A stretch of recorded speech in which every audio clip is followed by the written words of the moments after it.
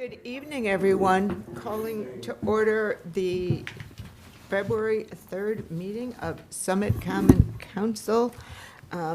Madam Clerk, would you please read the adequate notice and compliance statement?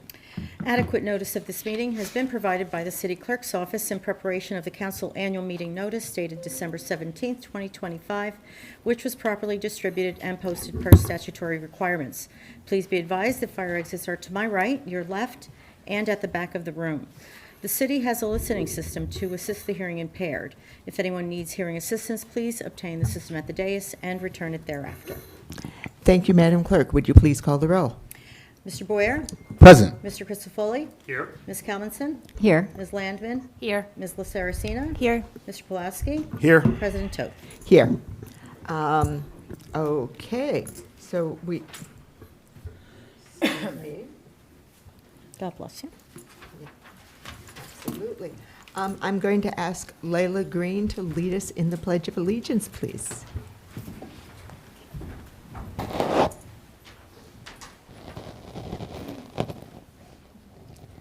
I pledge allegiance to the flag of the United States of America and to the republic for which it stands, one nation, under God, indivisible, with liberty and justice for all. Thank you. May I have, Would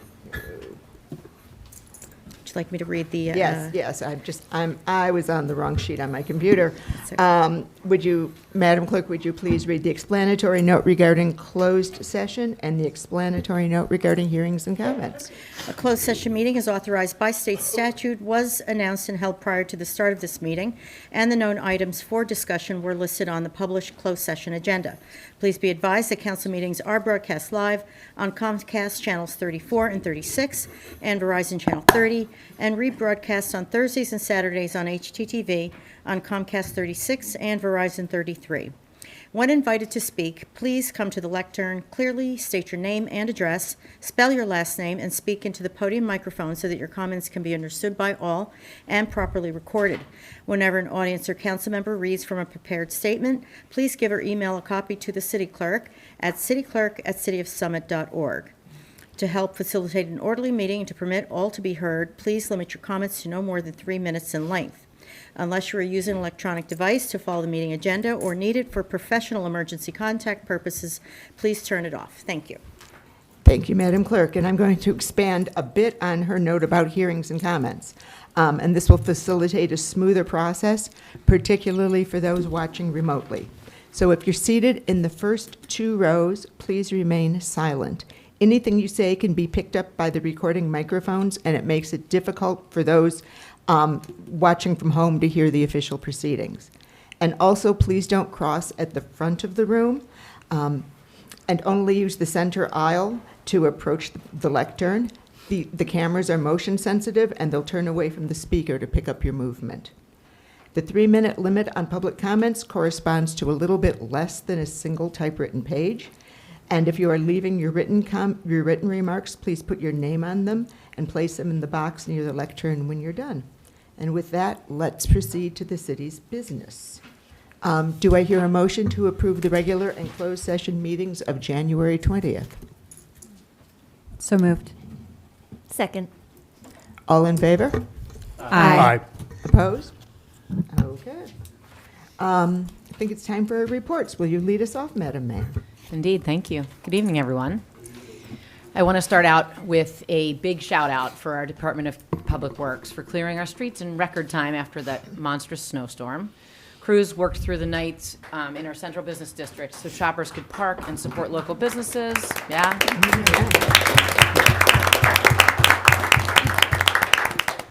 We're unfortunately not out of the woods yet, given the groundhog predicted 6 more weeks of winter, but thankfully we have an amazing DPW. They work really hard. They're out there while the rest of us are sleeping, so thank you to them. Please give them a wave or a shout if you see them around town. We have a couple of great events coming up that I hope you'll join. This Friday at the Community Center, they're hosting a Boston Tea Party in honor of our country's 250th birthday. There will be a popsicle stick boat making contest, a make-your-own tea bag station to toss into the kiddie pool, which is our Boston Harbor, and a full tea party with scones and sandwiches.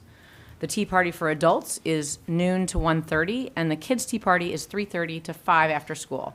The kids' program will include readings written and performed by Washington Elementary School IDEAS students on the history of the Boston Tea Party. Registration is free at summitcommunityprograms.com. Then on February 9th, we'll celebrate Black History Month with music, performances, and a reading by Jefferson IDEAS students on the role Black soldiers played in the Revolutionary War, including the local history connected to Summit. This annual event is a wonderful way to honor Black History Month. I also want to recognize the Summit Chinese American Association for a fantastic Lunar New Year kickoff this past weekend. Performances, costumes, and music and food were terrific. And this Saturday, there will be another Lunar New Year celebration at the library and the YMCA. Registration is already closed because these events fill up quickly, but we'll be sure to share videos and photos on our social media page. So check those out coming up this weekend. Please also be on the lookout for the new Summit View newsletter, which has been mailed to residents. It includes an emergency contact sheet you can hang up for easy access to important numbers, along with helpful hints on protecting your home. And finally, I want to highlight a scholarship opportunity for Summit High School juniors and seniors through the New Jersey State League of Municipalities. These are it's 3 $1,000 scholarships, and they're available statewide through the Lewis Bay Second Future Municipal Leaders Scholarship. And last year, we had a Summit High School student who was one of just 3 statewide winners, and she won $1,000. So we hope we can keep this tradition going. The deadline to apply is March 9th, and full details are available on the cityofsummit.org. Thank you. Thank you, Madam Mayor. And now on to Ms. Baldwin for the city administrator's report. Tammy? Thank you, Council President. Good evening, everyone. The Summit Free Market, the next one will be held on Saturday, February 14th from 8 a.m. to 3 p.m. at the transfer station. Summit residents with a parking disposable permit can attend and browse donated items, take what they want for free, and also donate. There are donation guidelines available at cityofsummit.org/free market. City offices will be closed on February 16th. That day is also a parking holiday in Summit with no fees required for on-street parking or parking in municipal lots and garages. So hopefully everybody runs downtown. Trash and recycling collections are not affected by the holiday. And lastly, a friendly reminder for all residents, we still have quite a bit of winter left, as the mayor said, before we get on to spring. So when you have a chance, please review the city's snow guidelines that are available on the website homepage at cityofsummit.org/snow. Remember that per the city ordinance, residents have 24 hours from the end of a snowfall to clear your sidewalk. Doing so will help keep our city safe for pedestrians and students that use these sidewalks to get to school, work, and other places around town after a snowstorm. Thank you for your cooperation, and hopefully we'll get to spring, maybe sooner than 6 weeks if we're lucky. Thank you. Thank you, Ms. Baldwin. And I want to add my thanks to the Department of Public Works for their hard work during last week's snowstorm. These folks are working incredibly hard hours. They're working 12-hour shifts to keep our roads passable. And they really are the unsung heroes of Summit. And so please join us virtually this Thursday evening at 7 p.m. for our Facebook Live Q&A.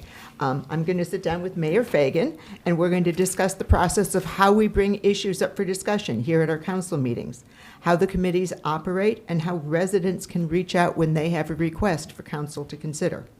It's all virtual, so you can watch from home.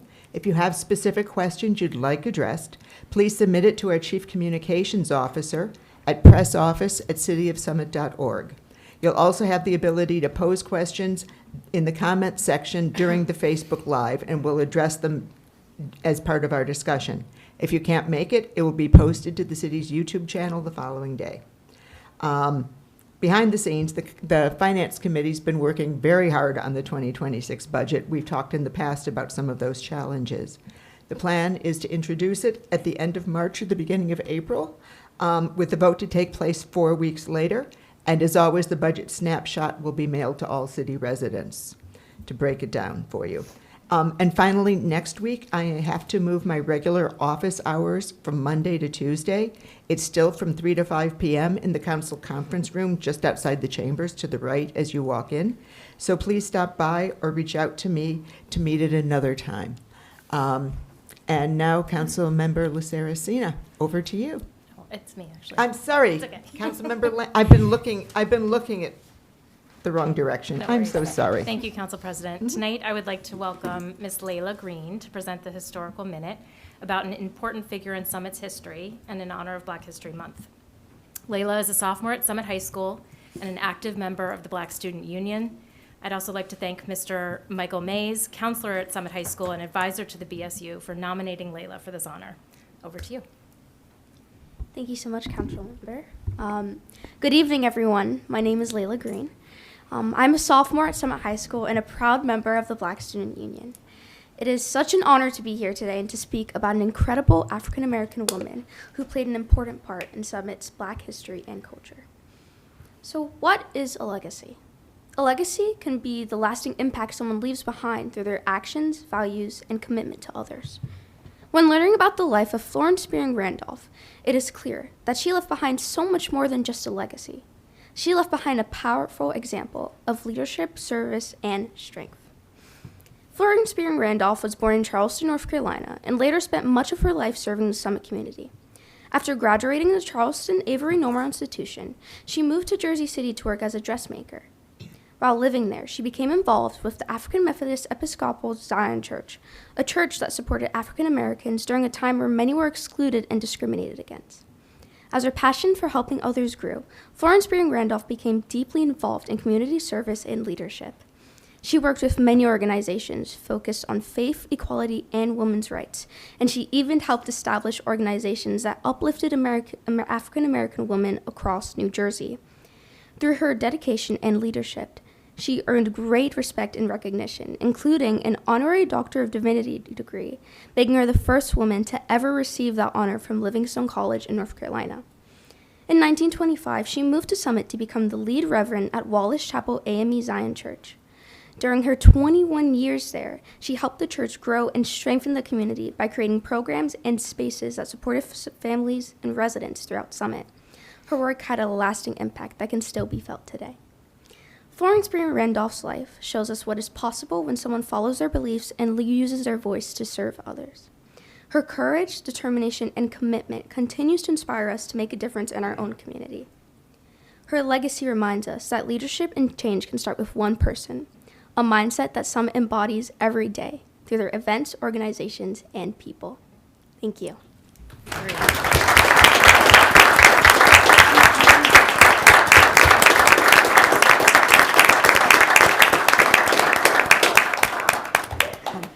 Thank you, Ms. Green. And the next time you pass Wallace AME Zion, stop and read the historic plaque in front of the church. It explains some about what you've just said.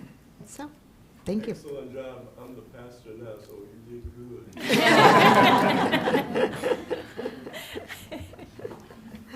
good. Now we're on to a presentation about the affordable housing plan that will control for the next 10 years.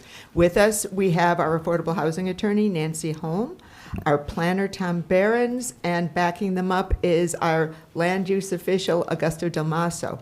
And give me just a moment to set the table here for this, because our professionals are going to present the information about our most recent affordable housing plan for the period 2025 to 2035. After the presentation, audience members will be able to ask questions. We'll all be taking copious notes of all the questions you're asking, with the expectation that they'll be developed into a series of Q&As for the city website. So please try to make these questions. And the 3-minute rule will apply. Once we have finished with the audience questions, I expect we may all be ready for a 5-minute break. And I am springing this on Nancy and Tom. If there are fast answers to common questions, they can address them then after the break, and then council members can ask questions. And just please bear in mind, this can be difficult stuff. We are all neighbors. There are things in here on which we're probably going to disagree, but we live in community, and we all want what's best for Summit. You know, remember, our children attend schools together. We worship, we shop, we enjoy recreation together, and let's bear that in mind. And with all of that, over to you, Nancy and Tom. Thank you very much. Mayor Fagan, Council President Toth, and members of the council, thank you very much for having us tonight. Can everybody hear me okay? No. Okay then, hold on a second. How's that? Is that better? Much Better, okay. I'm usually pretty loud when I get going, so hopefully that works out. So, as many of you know, we were before the planning board and the council in June of this past year, based on the amendments to the Fair Housing Act for what is now round 4 of the affordable housing requirements in the state of New Jersey. We had to adopt and file a plan by June 30th of 2025. That started a series of events where the housing plan was challenged by Fair Share Housing Center, Russo Development Company, and Incline Capital. They had until August 31st of 2025 to file those challenges. Once that happened, the program took over and scheduled mediation sessions that were confidential. And the program, through the special adjudicator and Judge Miller, who was our assigned program judge. He was formerly a Mount Laurel judge in Somerset County, I believe, and he is now retired. But he was appointed to head the Affordable Housing Dispute Resolution Program, known as the program for short. Since the challenge deadline, we mediated pretty much until December 23rd of 2025, and actually we still are ironing out a few details in one of the settlement agreements, which culminated in my submission to the program on December 23rd, 2025, that outlined the settlement between the city and Fair Share Housing Center, and also the city and Russo Development Company. We were not able to come to a mediated agreement with Incline Capital.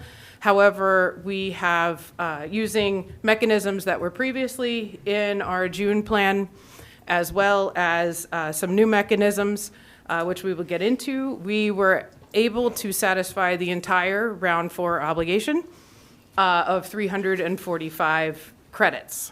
That's important, credits.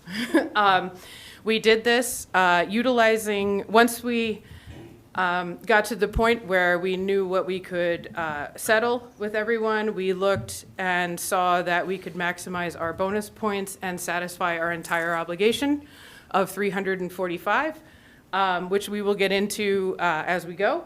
But I do want to make an announcement that earlier today, Judge Miller recommended that the vicinage judge approve our amended housing element fair share plan that we will go over tonight.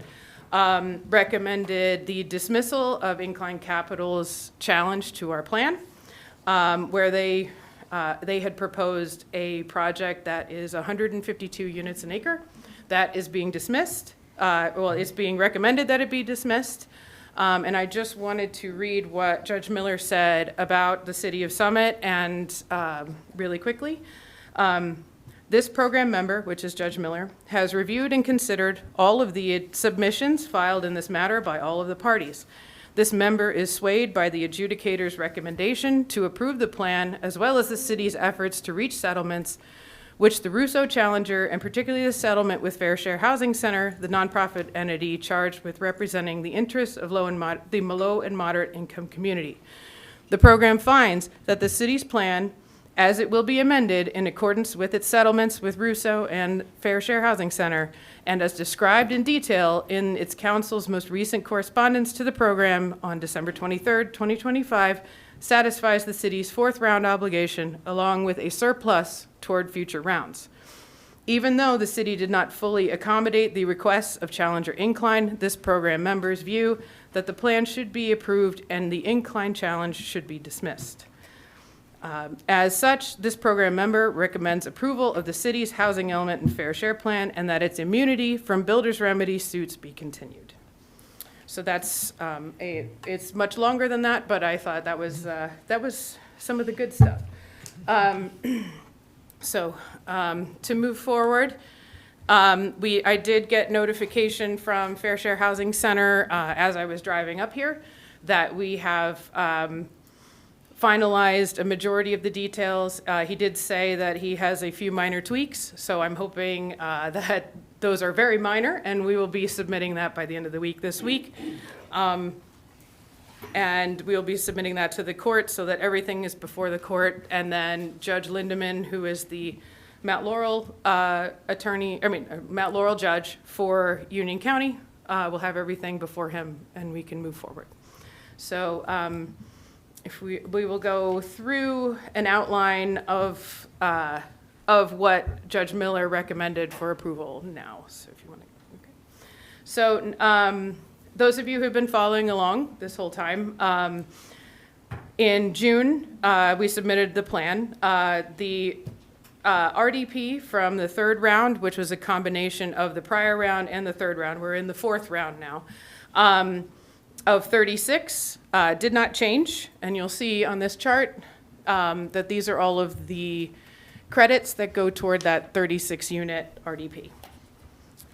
Next. Excuse me, Ms. Holm. Yeah. Could you define RDP? Oh, yes. So realistic development potential is what RDP stands for. I apologize. I know a lot of jargon, and I try not to use it all the time, but it's hard. So realistic development potential occurs when a city like Summit, who has very little vacant or developable land, can adjust their original number down based on what's available to be developed.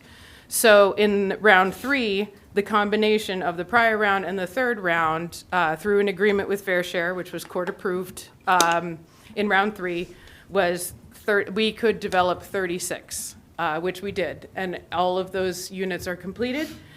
And then what is left is called the unmet need. And what you do with that is you provide mechanisms such as overlay zones, a mandatory set-aside ordinance, things like that, that will capture development as it occurs. So, for instance, a mandatory set-aside ordinance, if there's a project with 5 units or more, one of those has to be affordable when they come in for approvals. So that's the difference between an RDP and your original obligation and the unmet need. So as you can see from this slide, our original obligation for both the prior round and third round combined was 567. And that was adjusted down to 36 based upon the vacant land that was available at the time. So, and that was agreed to by Fair Share Housing Center and approved by the court. So that did not change from the third round plan, and it did not change from the June plan. So as many people have discussed over the years, we have what we call a 50 new units obligation, and that was in our settlement agreement with Fair Share Housing Center in the third round. And what that was we were to facilitate the construction of 50 new units within the city, and there were certain parameters for that. I won't go into it because you can see it in our plan. But we agreed with Fair Share Housing Center in June of this year that these would be the projects that would contribute to that 50 unit goal. Those did not change. What did change were some timing of some pending projects, which is the Our House future group home. The city is going to work with Our House on giving them a parcel, which is block 3401, lot 36. Do you remember the address? What's the address? Yeah, yeah. 27 Edgewood, sorry, I didn't have that in the agreement, so I didn't remember it's hard to keep all of these addresses straight. So 27 Edgewood. Our house has not been able to go out and walk the property for weather-related reasons, but they are very excited about this opportunity, and obviously, you know, most group home providers look for already constructed single-family homes to rehabilitate. So we had to extend the deadlines a little bit so that they could do new construction. The other change will be for St. Teresa's. We had to create a new construction timetable because of some internal church issues that were unrelated to the development of this project. That is moving forward, and Fair Share agreed to that timetable, which is that our house would receive local approvals for construction by the end of 2026 and complete construction by the end of 2028. And then St. Teresa's, we have a construction timetable where they would receive local development approvals by July 1st of 2027, begin construction by the end of 2027, and by July 1st of 2028, we would update Fair Share on the progress of that project. Other than that, the rest of the 50 new unit requirement stayed the same. So the next slide. As I said before, we have an unmet need from the prior round and the third round. That remains based on our vacant land analysis. We did agree that all of the overlay zones will be amended to provide a flat 20% set aside of affordable units. The reason that it was 15% for rentals and 20% for sale units before was because it was an incentive to provide rental units, because we would get historically a 2-for-1 bonus credit for family rental units. That bonus credit was removed in the amended Fair Housing Act, so it's in the city's best interest to just get a 20% set aside where possible.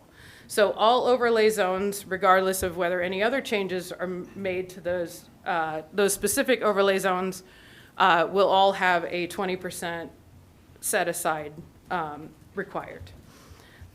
Specifically, the city agreed with Fair Share to increase some of the densities in the overlay zones. Overlay Zone 1 is the Salerno Dwayne dealership. That overlay zone will be amended to permit up to 30 units an acre with a 20% set aside, with a mixed use component, optional mixed use component similar to the MBC zone that currently exists. Then the overlay zone 2, that is where Incline Capital's proposed projects were included. They are on the corner of Broad and Morris, right? Broad and Summit, okay. So they're at the corner. It's the gas station, auto body, and the TD Bank building was their challenge. And those specific sites within overlay zone 2 will be, the overlay zone will be amended to permit up to 30 units an acre, up to 4 stories, comparable to the MBC zoning, only for those Incline Capital sites, and the rest of the parcels in that overlay zone will continue to permit a maximum of 3 stories, but will receive an increased density of 15 units an acre. Before that, it was 12 units an acre. Overlay zone 3 did not change, except to create a 20% set aside. And that one, we don't have a slide for that because it didn't change. Overlay zone 4 is the city's CRBD zone. Did I say that right? CRBD zone. Because this is the city's historic district, it will continue to be limited to a maximum of 3 stories. However, the density will be increased to 20 units an acre with a 20% set aside. Overlay Zone 5 is 25 DeForest Avenue. Fair Share in the city agreed that the overlay zone will be amended to allow for the conversion of existing office space in the footprint of the building itself to be converted into residential development with a 20% set aside, or it can be demolished and built in the current building footprint if that is more conducive to creating the residential units. So that will also be a 20% set aside. Overlay Zone 6 and 7 will stay the same. Overlay Zone 7 is the current 12-unit Habitat for Humanity project, so that has been, the construction has been completed on that site. Excuse me again, Ms. Holm, could Yes. you explain what an overlay zone is? I'm seeing Sure. a few questioning faces in Yes, the yes. audience. So overlay zones mean that the underlying zoning remains, and then there is additional zoning placed on top that a property owner can choose to utilize to redevelop. And what happens in unmet need is you provide incentives with higher densities in order to entice developers to create affordable units. So that is, those are all improvements to our unmet need. One thing to keep in mind, the Fair Housing Act, as it was amended, required that the city evaluate all of its overlay zones and ensure that they continue to be realistic. So this was a compromise that we had with Fair Share Housing Center that is part of our settlement. Now on to, yes, fourth round. So there are a lot of mechanisms, so we have it split into two tables here. What you'll see at the beginning is we have 42 credits that are units that have already been built or units that their affordability controls are expiring this round, and we will extend. That is a permitted mechanism to ensure that affordable units that have already been created by the city continue to remain affordable to low and moderate income households. So that is a total of 42 credits. There is the Harmon Holdings site, which was in the plan, the MBC zone, which was in the plan in June. Weaver Street, the improvements to the Housing Authority units, which is Weaver Street, Glenwood Place, and 77 of the Vito Gallo units for a total of 147.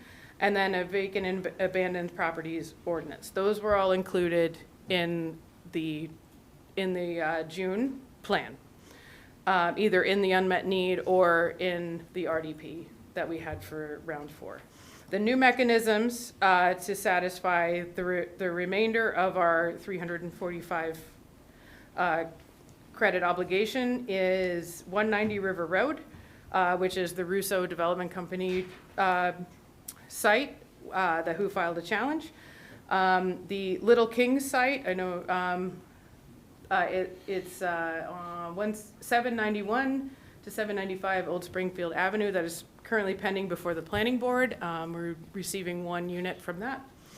180 River Road, the property owner approached the city in between the city adopting its plan and the challenge period, suggesting a conversion of the building itself into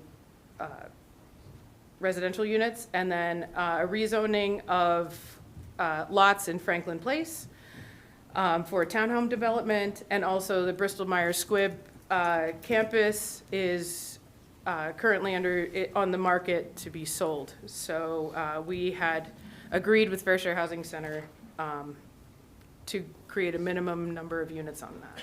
So before we get into the details, this map shows where each affordable project is located within the city. As you can see, it is not all concentrated in one area. It is scattered throughout the city, where developers have come in with projects. So we'll go on to discuss the Russo development. As I said before, Russo filed a challenge.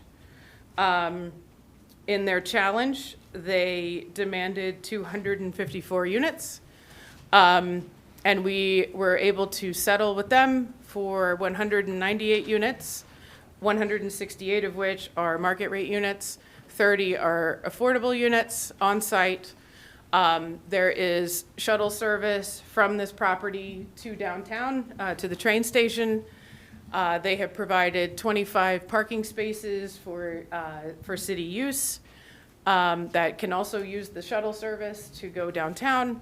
There is a $1 million contribution to the city's Affordable Housing Trust Fund. There is also $100,000 in landscaping improvements for the municipal golf course across the street from this project, a donation of a 1.8 acre site on Shunpike Road, and I said shuttle service as well.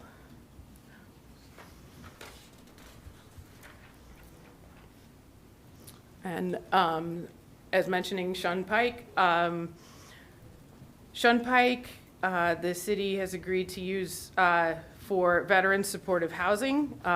Supportive housing units are a 2-for-1 bonus scenario to incentivize supportive housing units, which is a dire need in the state of New Jersey. There's not enough. So there has been an incentive in the amended Fair Housing Act to provide such supportive housing. So all that is agreed to this far is that that Russo will donate the land to the city, and then a developer will be selected, and zoning will follow the developer selection. That's up to the city how it decides to select the developer. And there are no specific plans for any development there yet. So it is merely 25 veteran supportive housing units. Next is, as I said before, the Bristol-Myers Squibb campus. Much of the campus will be deed restricted for environmental reasons. However, there will be a decent size portion of land that could be used for residential development. We have agreed with Fair Share that we will provide a minimum of 20 affordable units on that site.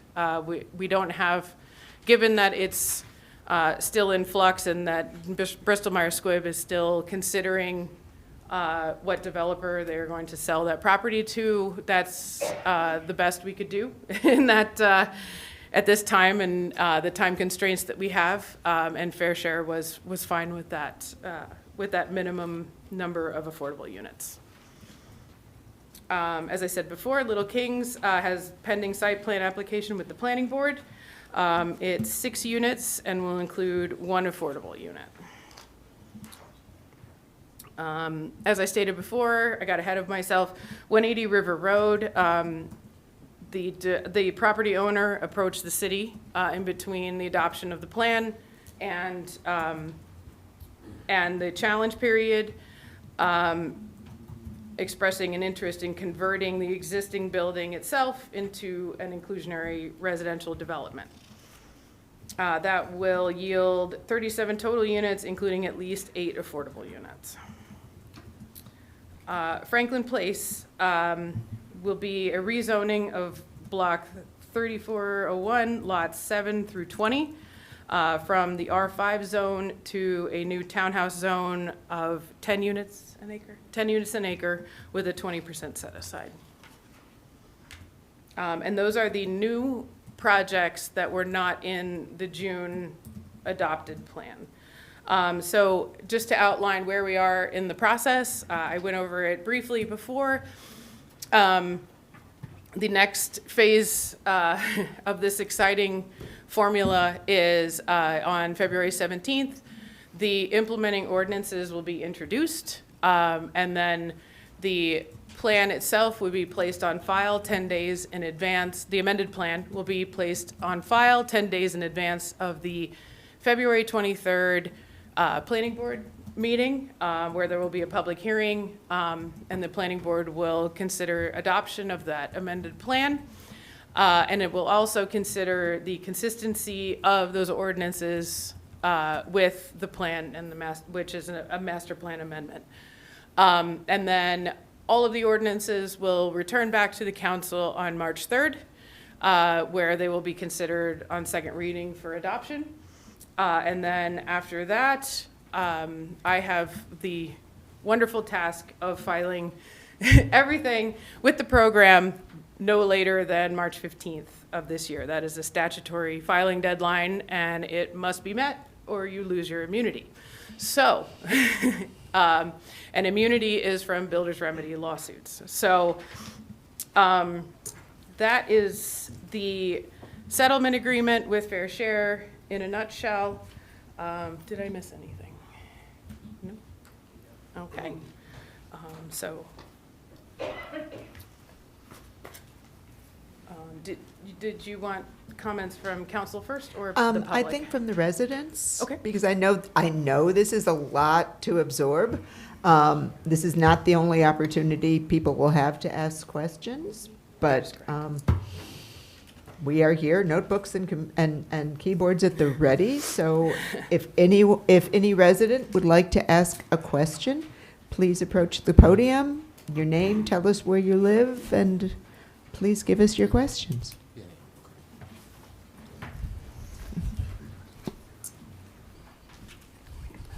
My name is Rick Carbone. I live at 23 Baltusrol Road, formerly 14 Princeton Street. I'm a 68-year Summit resident, so I've seen a lot of stuff happen in this town, and I need more than 3 minutes, but I'll do my best to state my case. Obviously, I'm here because of the Shumpike Road project. I lived a half a block from where that stable is, and I grew up down there. So I have a couple questions. One, has the property been purchased? So right now, ask all your questions, and then the council or the... Well, because the answer to my question will lead to the next question, so good try, though. But seriously, has it been purchased? Y'all must know. And if it's been purchased, has it been donated back to the city? And if it's been donated back to the city, do you have to develop it? It's Right? Because it doesn't have to be developed. I mean, the reason it's being done is because you cut a deal with Russo. Everybody understands that. You scratch my back, I'll scratch yours. He needed something for River Road. You need a place to put veterans housing. So I get that. In some places it's called a bribe, but, okay. So why does it have to be put there, number one? It's one of the few places left in the city, backs up to a reservation. People use it. People walk the trails, and now you want to take it away and you want to put a veterans housing, hotel, whatever you want to call on it. I mean, there's a million reasons I could go through why it shouldn't happen. Maybe you should put it behind the rec center down below. That's vacant space. Been vacant for 15 years. There was a nice playground there, it's gone. Maybe you should put it there. Maybe you should put it on the village green. You wanted to put a fire department and a police department there at one time, maybe you should put it there.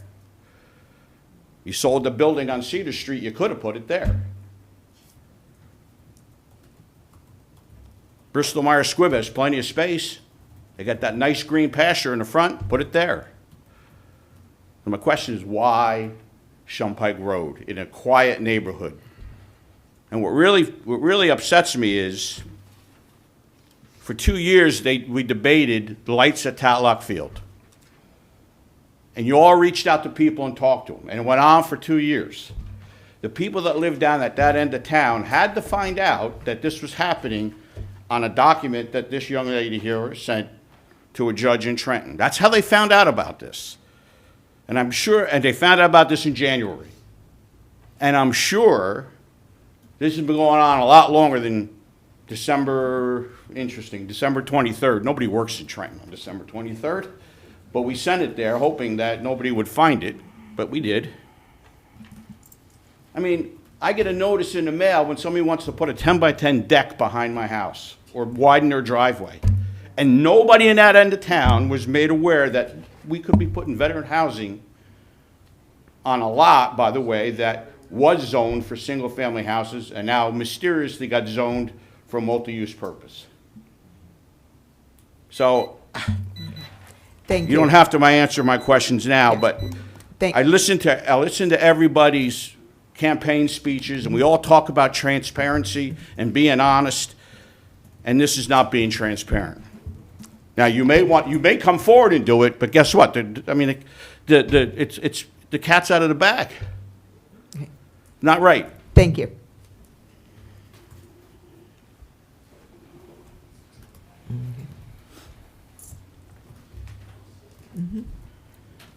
Good evening, Council President and Council. Good evening. Andrew Miniger, 15 Edgar Street in Summit. The June 2025 Affordable Housing Plan from Summit offered one new affordable housing unit. And that new unit, that one unit, was of course way under what we were estimated to need. Other built-up municipalities offered 25%, and we offered one new unit. We hear the phrase Summit gambled and lost, and that is what that refers to, that June 2025 proposal that gambled. And we lost the opportunity to have built much, much less across our city, maybe even avoiding the entirety of the Shunpike project. My question to Ms. Holm is whether this gamble was based on your advice to last year's council, or if it was guided by last year's council majority. There are clues that hint at the answer to that question. First one being that, Ms. Holm, you represented other cities that did not gamble this way and lose. Those towns that proposed 25% of their calculated number instead of way under. But Summit went in a very different, risky direction and lost big time. The other clue is that earlier in your work with Summit, a couple years ago, you described the 50 units of affordable housing for Summit's round 3 as a requirement. And then last year, your language and your opinion of that changed, and you no longer use that requirement language. And I believe the ideology of last year's council majority helped coax you into making that specific language change.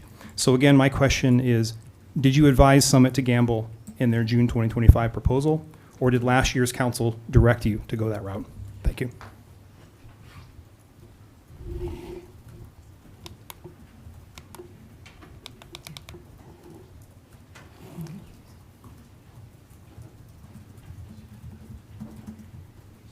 Hi, good evening. Delia Hamlet, 59 New England.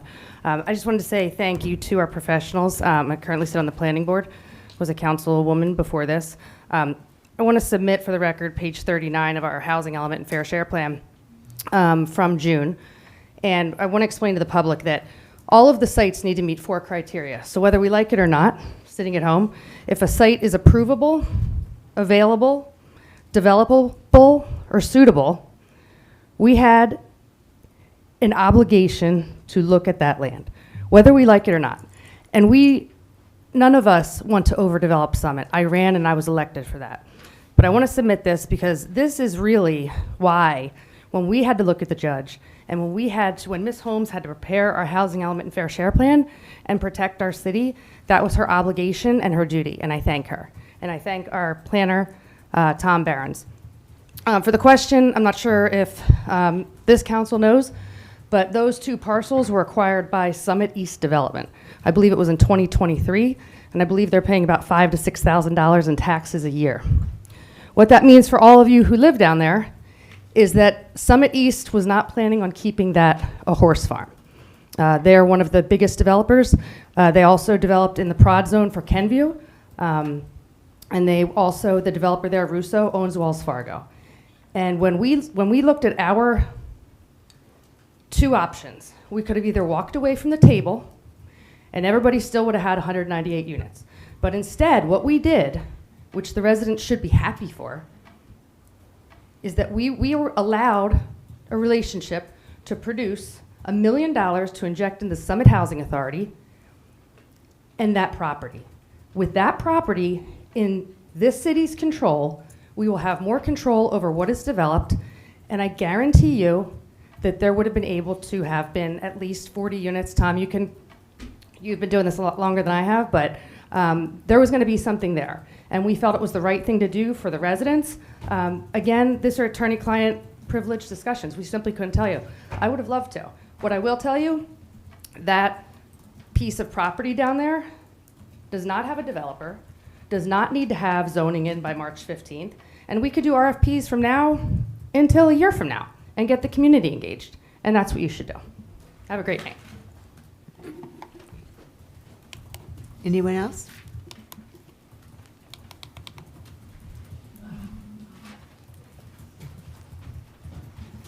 Hello, Carol Peck-Tang, 231st Summit Ave. I have, I'm seeing a lot of this and like digesting it just now. First, just clarification question on the overlay over that building on DeForest Ave. That building has a lot of businesses inside that I can't imagine would want housing on top of that building. So I just don't understand what the rezoning would do to that building. I know JP Morgan is in that building. It's beautiful.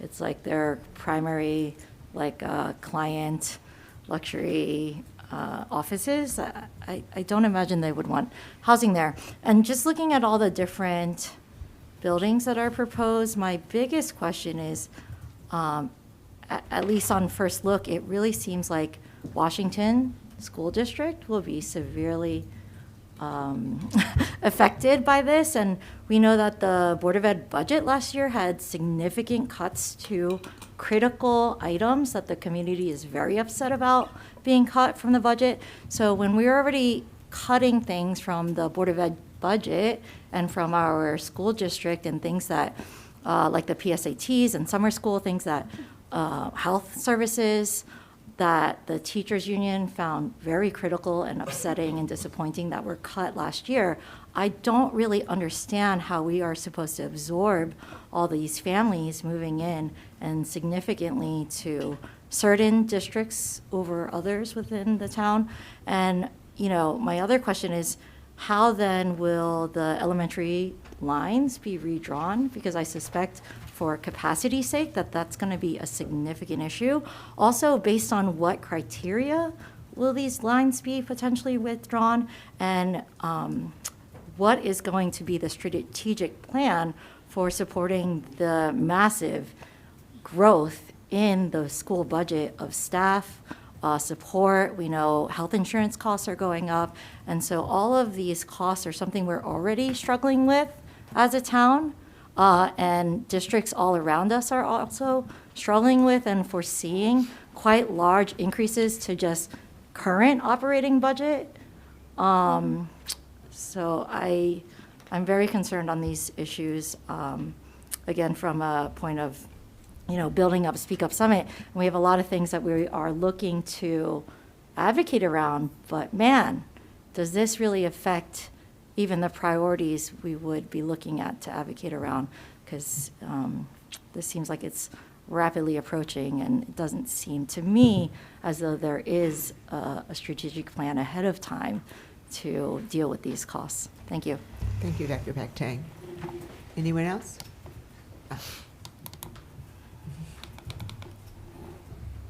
Hi.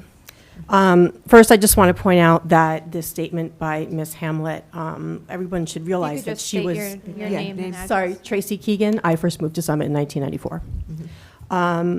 Ms. Hamlet's statement, kind of trying to offer help and advice and everything. I think everybody needs to realize she was on council when this plan was made. She was intimately involved in the plan. She was now lost the election, was appointed to the planning board, and is now kind of the arsonist arriving in the fire truck. So I hope we all realize this. My question's for Ms. Holm.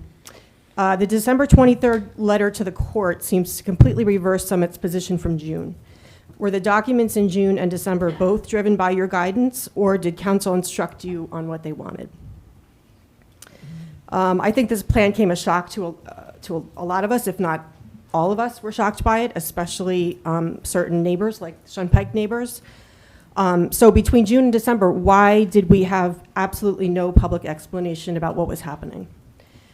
We do know that other towns did reveal portions, if a part or not all of their plan to the public. You all had the opportunity to do so anytime between December 23rd and when you left office. When you guys all left office, you were, crowing about how great this plan was going to be. So I'm just wondering, why did we not hear anything? Between June and December, how many meetings, Ms. Holm, did you have with members of council regarding the Round 4 strategy? And I'd like to know if there were only Republicans present, or did you invite the Democratic minority members of the council?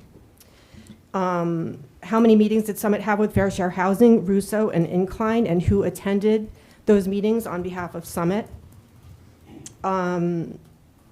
Aside from Summit, I know you represent a bunch of municipalities. How many other clients were forced to rewrite their affordable housing plan at the 11th hour because of severe challenges like ours? Why did you sign a letter last year that disparaged At Home and Summit, a volunteer group of residents who crafted a plan for affordable housing at the former firehouse site? I'm attaching that letter. Did you truly believe residents sharing their expertise in affordable housing planning is harmful? Or was the criticism of their proposal driven by council's wishes, the former council's wishes, or litigation strategy? Were you involved in drafting or advising on the testimony Summit elected Republicans gave in Trenton, including Ms. Hamlet, in early 2024, opposing the 2024 Fair Housing Act amendments? Did you warn them that being among the most vocal opponents statewide could increase our litigation risk? In hindsight, do you believe their testimony contributed to Summit being singled out for this challenge? And looking back, given the outcome now, what would you have recommended that Summit do differently? Thank you.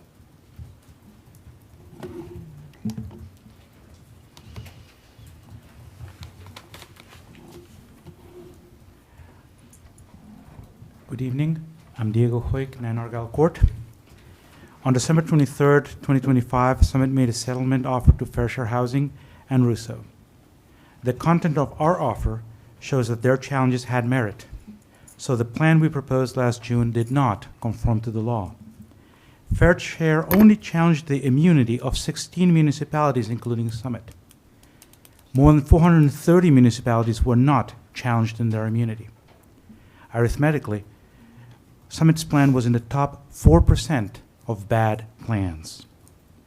However, even if our affordable housing plan got an F- while we debated lights at Tatlock, blame games will only divide us. Right now, we need transparency. Here are my questions. First, on what date did Round 3 actually become final? On what specific dates did Summit file the documents it promised in the June consent order regarding projects at 2 houses of worship, construction schedules, development agreements, etc.? Number 2, what was the rationale for double counting units towards Round 3 and Round 4? How much credibility did we lose by adding overlay zones 1 through 7 and Elizabeth RCA to Round 4? Number 3, your firm represented many municipalities in these matters last year. How many did you represent?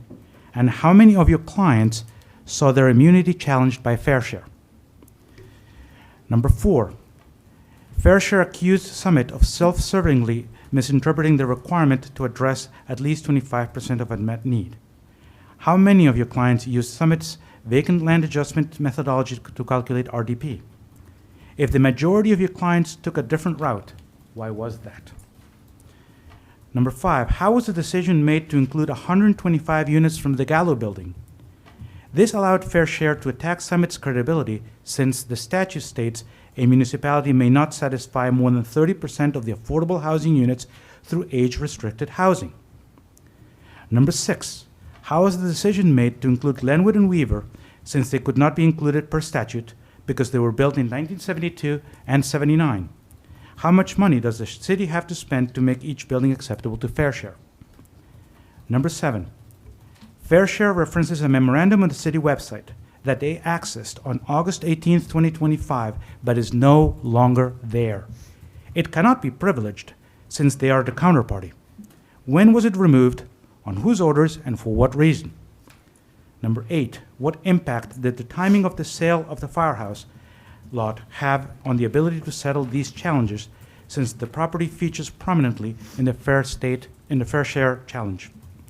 And finally, why can't the city place all filings in all relevant dockets on its website? They are public documents. Why should citizens have to go to e-courts Thank to you, get Mr. them? Hoyt. I will send you. Is your name on it? I will send it to Rosie. Okay.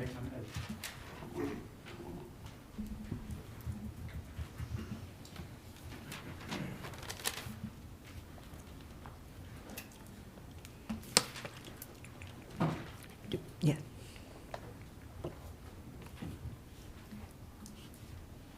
John Calabrese, Yale Street.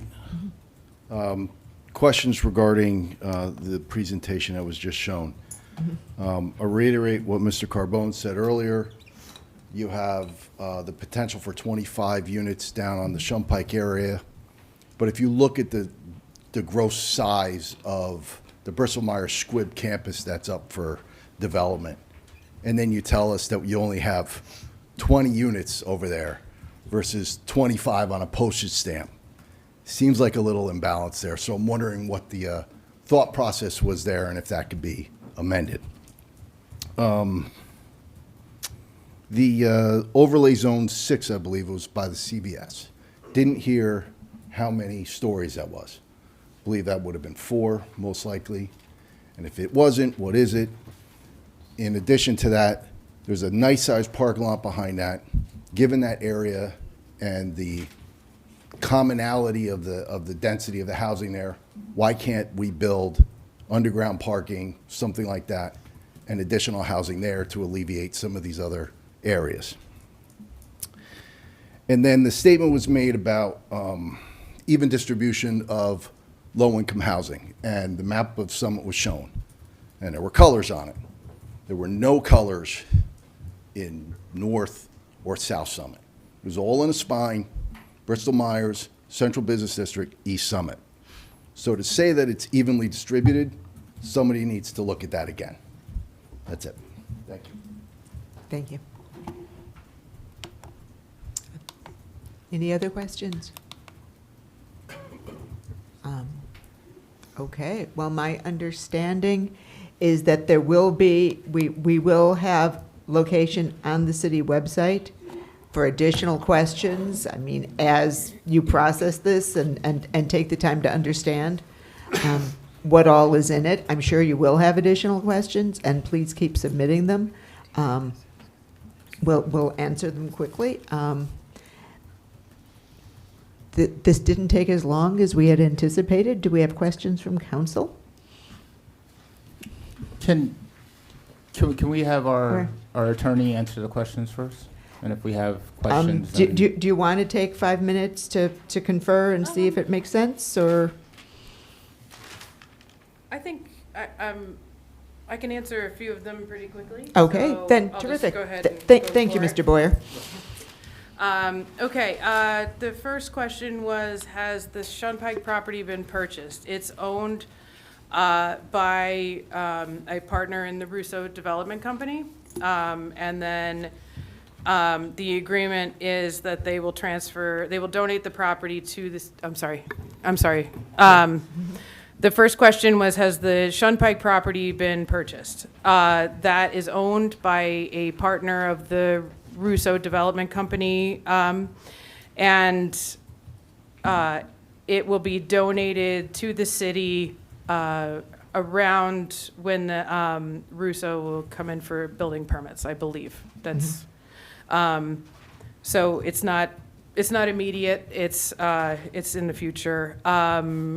Does it have to be developed? It's in our plan, so it has to be developed.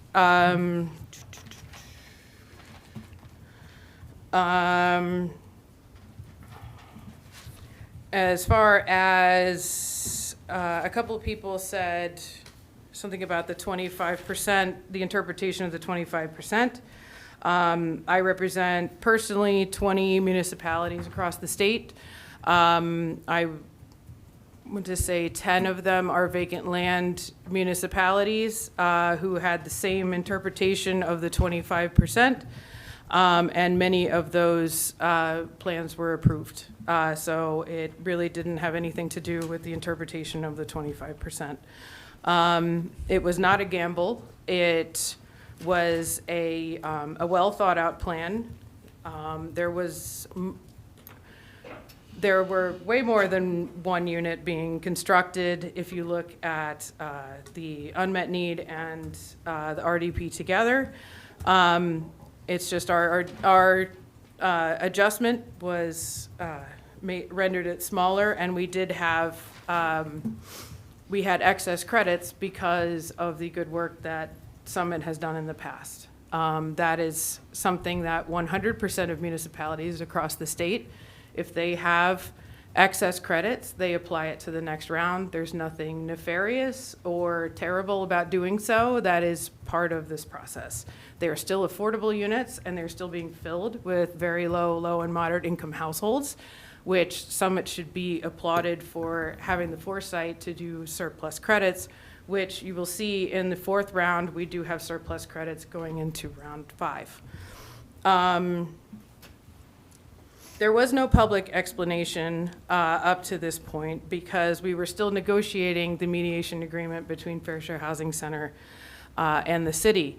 I know that many people in Trenton who voted for the amendments to this Fair Housing Act kept telling everyone how transparent this process was going to be, but everything shut down the second we entered mediation.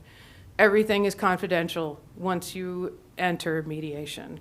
One thing I would like to remind everyone is that all of the challengers to the city's plan were known before the plan was adopted in June. We knew they were coming. We knew that we would have to deal with them. And Summit is actually very lucky, based upon my experience, and I'm sure with Tom's experience through this whole process. I had municipalities where a developer came in with a 350-unit project that they purchased the property on August 1st, gave no advanced warning to the municipality that they were coming in with a 350-unit project, and basically brought a builder's remedy in August, and that happened all over the state. So the city was prepared because they knew who they were dealing with well in advance of what was happening. I would like to remind everyone that my firm has represented the city of Summit for almost 2 decades, almost, I want to say continuously, but I don't know if that's true. We have represented Democratic councils, Republican councils, and the like, and the one common denominator is that Fair Share Housing Center has been gunning for the city of Summit since time began. And it has always been an acrimonious relationship.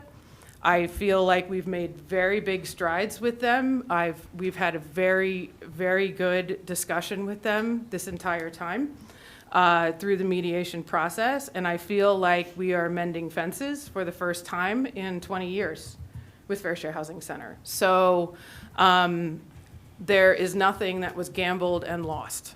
I only represent my municipalities to the best of my ability. They become my family members, and I take it very seriously how to protect all of my municipalities across the state. I'm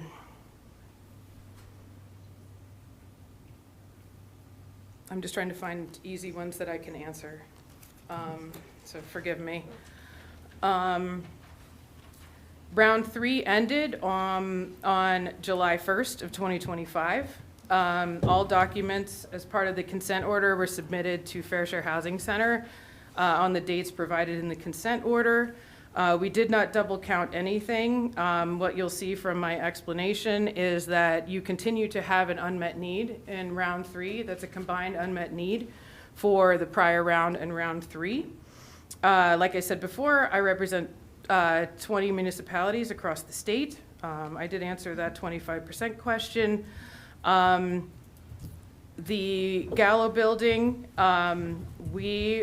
it was very, very important to the city that we improve the Summit Housing Authority units. I am a firm believer in taking care of the low and moderate income residents that you currently have. I think those units are very much in need. And the best way to do that, to allow the Housing Authority to leverage state funding, is to include those units in an affordable housing plan. That is question number one on all state applications. Are you in a court-approved housing plan? So to set up the Housing Authority for success, the Housing Authority units were included in our June plan. I can't imagine anyone disagrees with improving the lives of Summit residents. The decision to include Glenwood and Weaver, yes, they are older than April 1st of 1980. Again, that was to help them leverage state funding for all the improvements that are needed in the Housing Authority. Those units will be deed restricted with a 40-year deed restriction once they are improved and the new affirmative marketing is done. And that is how they become creditworthy, and that was the decision that was made. It was to give the Housing Authority the best opportunity to improve those units. The memorandum on the website was removed. I don't know why it was on the website to begin with. It was written before the official amended Fair Housing Act was put into place. It was old advice based on what was happening at the time. The Fair Housing Act changed by the hour as it was going through Trenton. I think I wrote down, I believe certain Summit Council people did testify. I did not testify in Trenton, however, several of the partners in my firm did. There is about 100 years worth of experience in Mount Laurel in my firm, and they are the best people to advocate on behalf of municipalities against a law that has been a nightmare to navigate for every municipality across the state. I don't care what the people in Trenton said about what it was supposed to do. It did not function the way that it was supposed to. And it forced municipalities to operate in the dark, away from the public, and it shouldn't have happened that way. It was not some divine plan by me to keep it in the dark. I was protecting the city of Summit and participating in a mediation process that was confidential.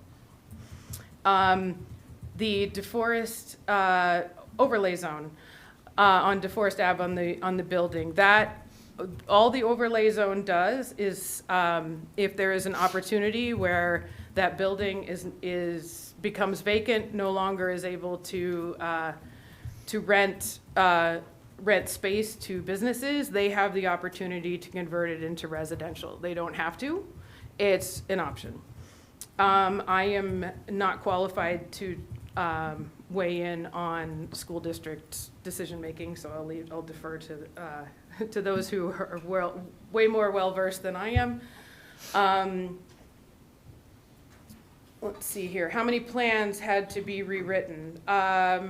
Based upon my discussions with professionals across the state, just about all of them did, for the reasons I said before.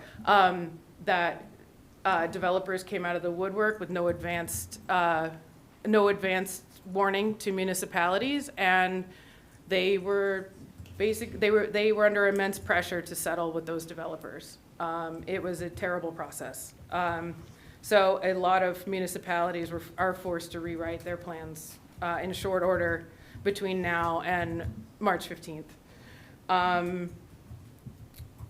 I do not believe that the city was singled out because of testimony in Trenton. Like I said, the relationship between Fair Share Housing Center and the city of Summit has been acrimonious for at least a decade, if not more. I feel like that has greatly improved this round. I would not have done anything different in Summit. I protected the city the best that I could with the best plan that I possibly could. Just because The city calculated its realistic development potential the way that it did not mean that Fair Share Housing Center was going to accept it as gospel. We used the most reasonable information that we had with the data that we had. That doesn't mean that would have been the outcome, nor do I think that the interpretation of the 25% made any impact on how we have arrived at this settlement agreement with Fair Share.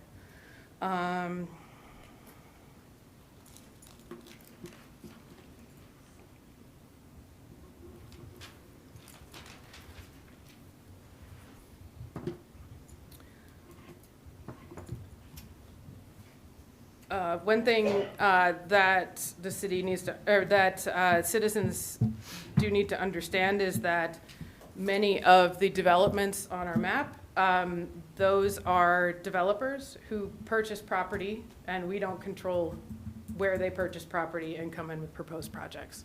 It's whether it accords with sound planning, we consider it, and that's how the location of the affordable units occur. I think that's everything. Is there anything on your list? There was the one question, the 20 units at the Bristol-Myers. Oh, yes. Yes. Right, okay, Yeah, so. that's just math. Yes, yes. Okay, so as you can see on the map, do you have the map? Can you put it up? Bristol-Myers Squibb is a huge campus, right? So only a fraction of that campus is available for residential development, and we don't really know the extent, yes, okay, thanks. Or the location of what is not going to be deed restricted. So we are waiting for, Bristol-Myers Squibb is entertaining several bids for the residential portion, I believe. Or the whole, is it the whole thing? Okay, so, but only some of it is, majority of it is going to be deed restricted for what is there now. That is due to environmental constraints. There is a certain amount of land that will not be deed restricted that they've determined is not impacted, that can be used for, that can be developed with residential. I don't know more than that. None of us do. Fair Share agreed that there's no point in demanding something more from the city when we don't have enough information. So we agreed to, as you can see, at least 20 affordable housing units. That doesn't mean only, it's just at least. We don't know until we know who the developer is that comes in, and at that point, we will have to work on what that residential development will look like. So that we're doing the best we can with the information that we have on that one, so. Did I miss any other questions? Okay. Okay. Did you close public comments? Well, for you, Reverend, we'll reopen them. I just had a question. Yeah. Thank you, Council President, and to the Mayor and to the Council. I have a question for Ms. Holm. I'm trying to understand, because some of you go to church or synagogue or whatever, we sing a song, "We're climbing Jacob's ladder," and then there's a verse that says, "Every round goes higher and higher." So I want to just know if this is round 4, round 5, round four. Is there a time when the rounds stop? My question is, so next year it'll be round 6. It's infinitum, it just continues round, round, round? There are 10-unit rounds, or 10-year rounds, I'm sorry. It's been a long day. 10 years, 10-year housing cycles, and they are based upon the census. So there's no time period in a municipality when it is fully developed in terms of a round needing to be addressed? Right, so every 10 years, what would happen is the city would evaluate changed circumstances such as Bristol-Myers Squibb, if something like that would occur. And then they would calculate their realistic development potential again and use whatever credits they have, whatever developments that come through the door from developers to create another affordable housing. So that would be, in other words, the rounds continue. So Kayla, 6 years from now, she'd be out of college. She'd come back to this. It'd be round 12 or something like that. Yes, it's every 10 years. Okay. Okay. Should we move on to council questions? Oh.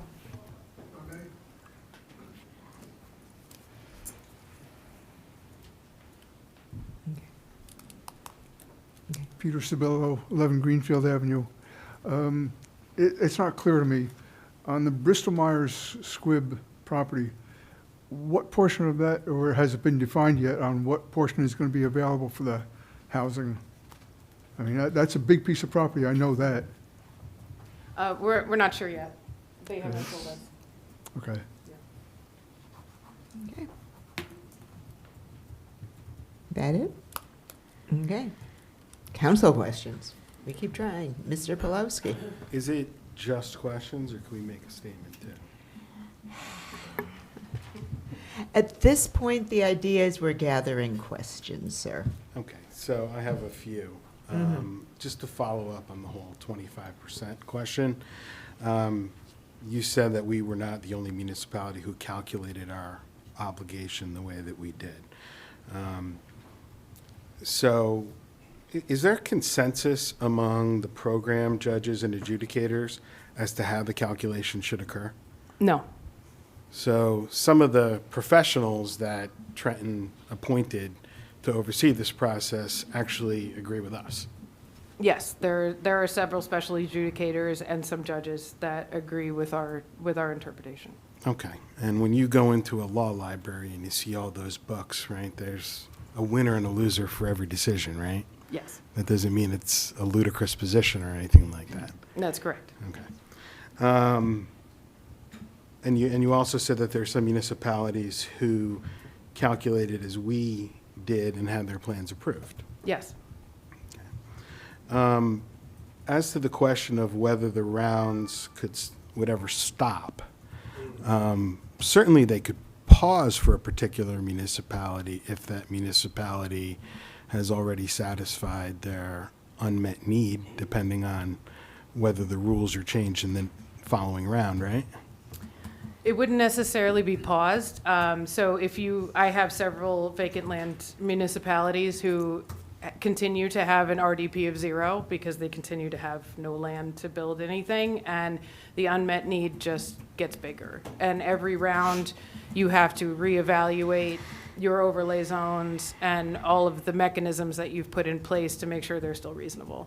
So there would still be, no matter what, a fight with, and I say that lightly, a discussion, a strongly worded discussion with Fair Share Housing Center on whether what you have in place is reasonable. And that, for me, this experience, it ran the gamut, where they asked for huge increases in density in some towns, and some towns they kept the same as round 3. It just all depended on the municipality, because every municipality is different.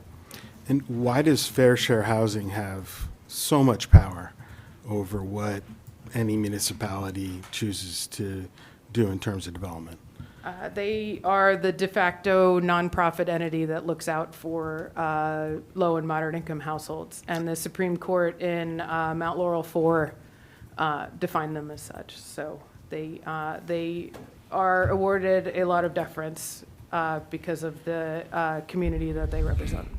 And if the state legislature so chose to modify the legislation, could it ease the burden on municipalities?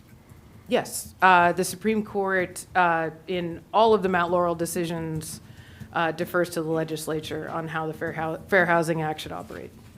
So think hard about who you vote for. That's it. Other council questions? Council President. Yes, Mr. Boyer. Go ahead. So how are these areas chosen? Like how do we even get developers to come in, and how does that process work? Typically, the developer gets an option on a property and approaches the city with a project. So the city's not going out and looking for land to develop on because we're not developers, right? They come to us, and that's how this whole thing starts. So the area at Shunpike, once this is signed, the city will own that land, right?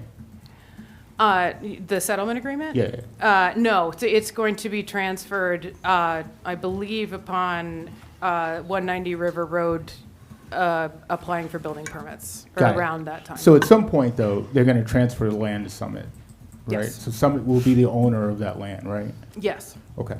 So can you explain the difference that if the developers still own that land, what the city could say about what they put there, right? So if Russo still owned the property at Shunpike, they could build an apartment building, right? They could build pretty much, if it's in zoning, right? They could build. Well, we have immunity from builder's remedy lawsuits, so they couldn't come in with something that's excessively, dense at this point in time. That doesn't mean that in round 5, they would use that property to leverage the city in some way when we do our next plan. If they had kept that property, it wasn't part of our settlement, they could have gone to the zoning board for whatever application they would like. And so now that the city will one day own the property, the city can decide what goes there, right? So, for example, right now it's a veterans home. Maybe 2 years from now, the city may decide that we want to put a group home there for disabled children, right? Like, as long as you get the 23 units, right? Is that 25? But yes, 25, right? Yes, it is. Because they're supportive units, it would have to be adults, because the Mount Laurel doctrine, it doesn't deal with group homes for children, it deals with adults. No, that's fine. But, I don't so wanna- it would have to be, but you would have to at least, we're getting 50 credits out of those 25 units. So if you built less, or if you built something that didn't amount to 50 credits, and we had we had a disparity in how our credits were lining up, then we would have to find another parcel to. We would have to find another parcel, right? Correct. Like, for example, Bristol Myers Squibb, right? That's 20 units, and we have an excess of 23. Yes. Right? Okay. All right. So it's better that the city actually owns that property because we have more flexibility of what we can do, right? Yes. In Shunpike, okay. As of right now, we are required to build 25 veteran supportive housing Understood. units. Understood. The other thing is Glenwood, Weaver Street, Vita Gallo. Look, you don't have to fall on the sword for that one, right? I will certainly take that, and I'll tell anybody that every meeting that we had, I brought it up, right? Like that's what needed to happen. I grew up in this town. I'm familiar with the apartments. Like, I've been in them recently, not like seen a picture or anything. Like, I actually know people who live there, and I go there. So $1 million, right, to help renovate 195 units, and the other structure of the deal where the city will provide legal and counsel to try to get more funds, to submit applications, like the whole process of it, right? I don't think that would have happened without this process, fixing these units. I think that was one of the biggest wins of this whole plan, was renovating 195 affordable housing units, low income, that we have currently in Summit right now that are falling apart, right? This is an amazing thing that we did. The last thing is, Westville. Westville did a similar type of deal where they got something from a developer to help offset some costs for affordable housing, right? So I think so. yeah. I don't know. So the idea that this was a gamble, because even the adjudicator said that Summit was fair and did everything. The plan was good. They signed off on it, right? So it wasn't a gamble. And the other idea that there's some nefarious type of deal with getting money from Russo is absurd, right? Like we're really not a part of that whole thing, right? I think the great thing is for a municipality to negotiate and actually get something for a developer who's going to develop there anyway is a win-win. Can you explain, I know you said builder's remedy, right? But I think the public is maybe, and I was confused about it at first too, right? So you have an arbitrator, you have developers that come to the arbitrator and say, we want to develop there, right? And then Summit has to say, you can't develop there for a reason. And then they go back to the arbitrator and it's back and forth or whatever. But we can't use our immunity to say no, right? They own that property. So if you could just talk about that sequence of the city's attorney, the arbitrator, fair share, like how did that whole circle work? I'll do my best. So just for those who don't know what a builder's remedy is, that was created in Mount Laurel 2. That was in about 1985, I believe, 83. Forgive me. There's a lot going on.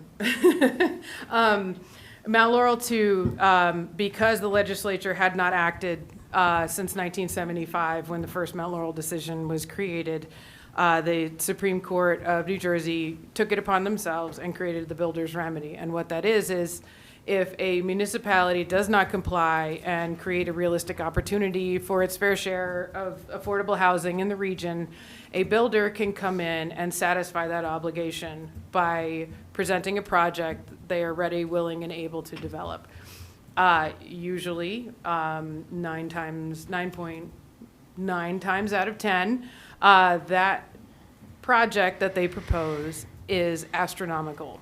It's very dense, knowing that they're going to get whittled down to a number. What also is involved in a builder's remedy is that if a municipality, it's very rare, but if a municipality absolutely refuses to proceed in good faith, there is a remedy where the court can take over your planning board.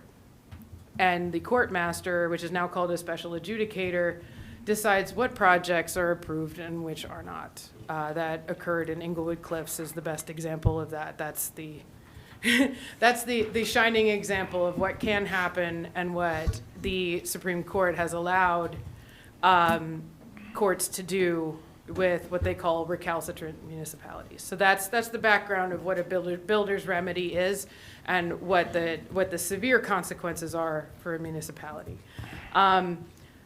So what happened was, in order to maintain your immunity from builder's remedy lawsuits, the amended Fair Housing Act says you have to meet all of these deadlines. So the first deadline was by the end of January last year, where you had to accept your number or calculate a new number, and then say you were going to abide by this. This is your round 4 number, right? So we did that last year in January. The next deadline is you have to adopt a plan by June 30th, which was the end of round 3. Round 3, the last day of round 3 was June 30th of 2025, and July 1st started round 4. So your plan had to be in by that deadline. And some municipalities did not do it, and their immunity was stripped and their case was dismissed. Summit, we were fine. We got it all done. Then challengers had to review the municipality's plan and file challenges by August 31st of 2025. That includes Fair Share Housing Center, any developers, any nonprofits. I did have some other nonprofits in certain municipalities that are local that did. We had neighbors, all sorts of challenges were filed. Unfortunately, the Fair Housing Act says a developer cannot challenge your plan and say that my project is better. Unfortunately, the practical effect was the program didn't dismiss those developers, and they got to participate fully in the process. And a majority of the time, I was told, settle with that developer, or we can't recommend your plan. So that's where we were. And like I said, I had other municipalities where I had 350 unit projects that had to go in my plan that I didn't know about until August 1st. Or no, I didn't even know about till August 31st, and they purchased the property on August 1st. So this did not go the way that I think anyone envisioned it would go, unless the developers, they envisioned it, and this is how it worked. So then from August 31st through the end of the year was the time frame in the Fair Housing Act where all the municipalities across the state had to negotiate and settle with any of the challengers if you received any. I had some towns that did not receive any challenges, so which did include the 25% interpretation that I had, and I had no challengers, including Fair Share Housing Center. Just want to add that. So that we have been in mediation this whole time, and mediation is confidential, and that's why we are where we are. Summit has a complicated set of facts, and we had several developers. We had one that we couldn't reach an agreement with, but we had to do we agreed with Fair Share Housing Center on how to satisfy our round 4 plan. We received a lot of additional things, particularly from Russo, which helped with the settlement. We received 1.8 acres. It's not easy to come by 1.8 acres of land in Summit and on which to build affordable units. We have $1 million that's going to go toward the Housing Authority, which is much needed. We have improvements to the golf course that's across the street, because that will de facto become an amenity for that development. And in order to alleviate the congestion created by this project downtown, which is already congested, I don't have to tell anyone in this room that, Russo is operating shuttle service so that those cars from that project are not going to need parking downtown. He actually, because this is a common request across the state, because parking is difficult, particularly in northern New Jersey where he develops, usually, he actually owns a shuttle service, because this is such a often complained about issue for most municipalities. So he is operating that shuttle service for his developments, and that was something that greatly affected the settlement in this case. So I hope that helped. Did I answer your question? I don't know if I did.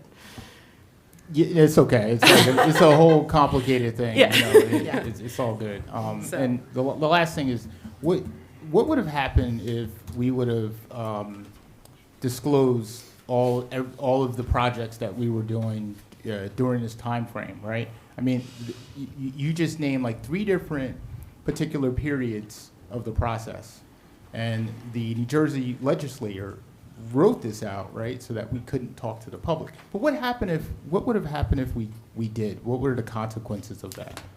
It could have compromised either of our settlements. It also could have created an ethical issue for me personally by divulging confidential settlement communications. Usually if you've ever been involved in a lawsuit, you'll see confidential settlement communication written at the top so that it's not used it's not a public document, it can't be used as evidence. That is a big issue. And until we knew exactly what was going to be in that settlement agreement, things came in and fell out, and it evolved just about on a daily basis. So there wasn't anything to say until I was required on December 23rd before we had an inked deal with Fair Share Housing Center that was completely finalized.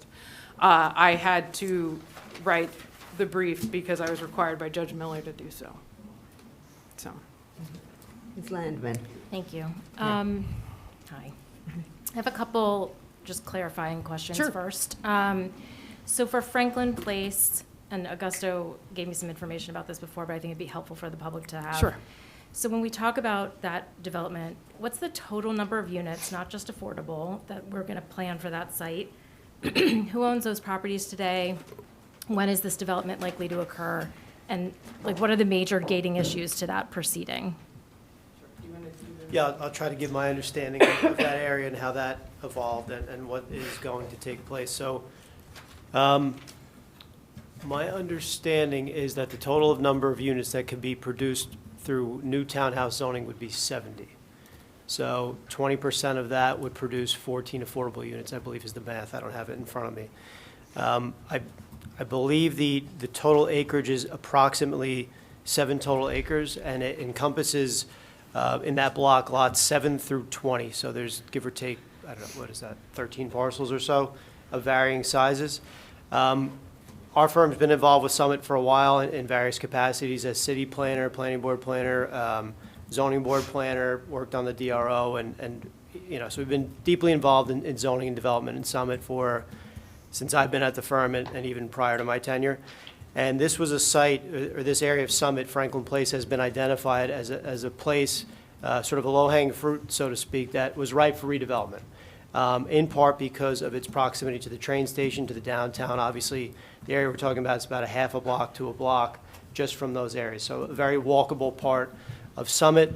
And on the westerly side of that block, Franklin Place, where it intersects Summit Avenue, are 2 or 3 new townhouse developments. So the idea of the vision was to continue that development, and those properties are currently in the multifamily / transit-oriented development zone, which in theory we could have continued down this stretch of Franklin Place, but we wanted to be a little more targeted, a little more sensitive to the existing property owners that are to the north, which are single-family and multifamily on the north side of Franklin Place.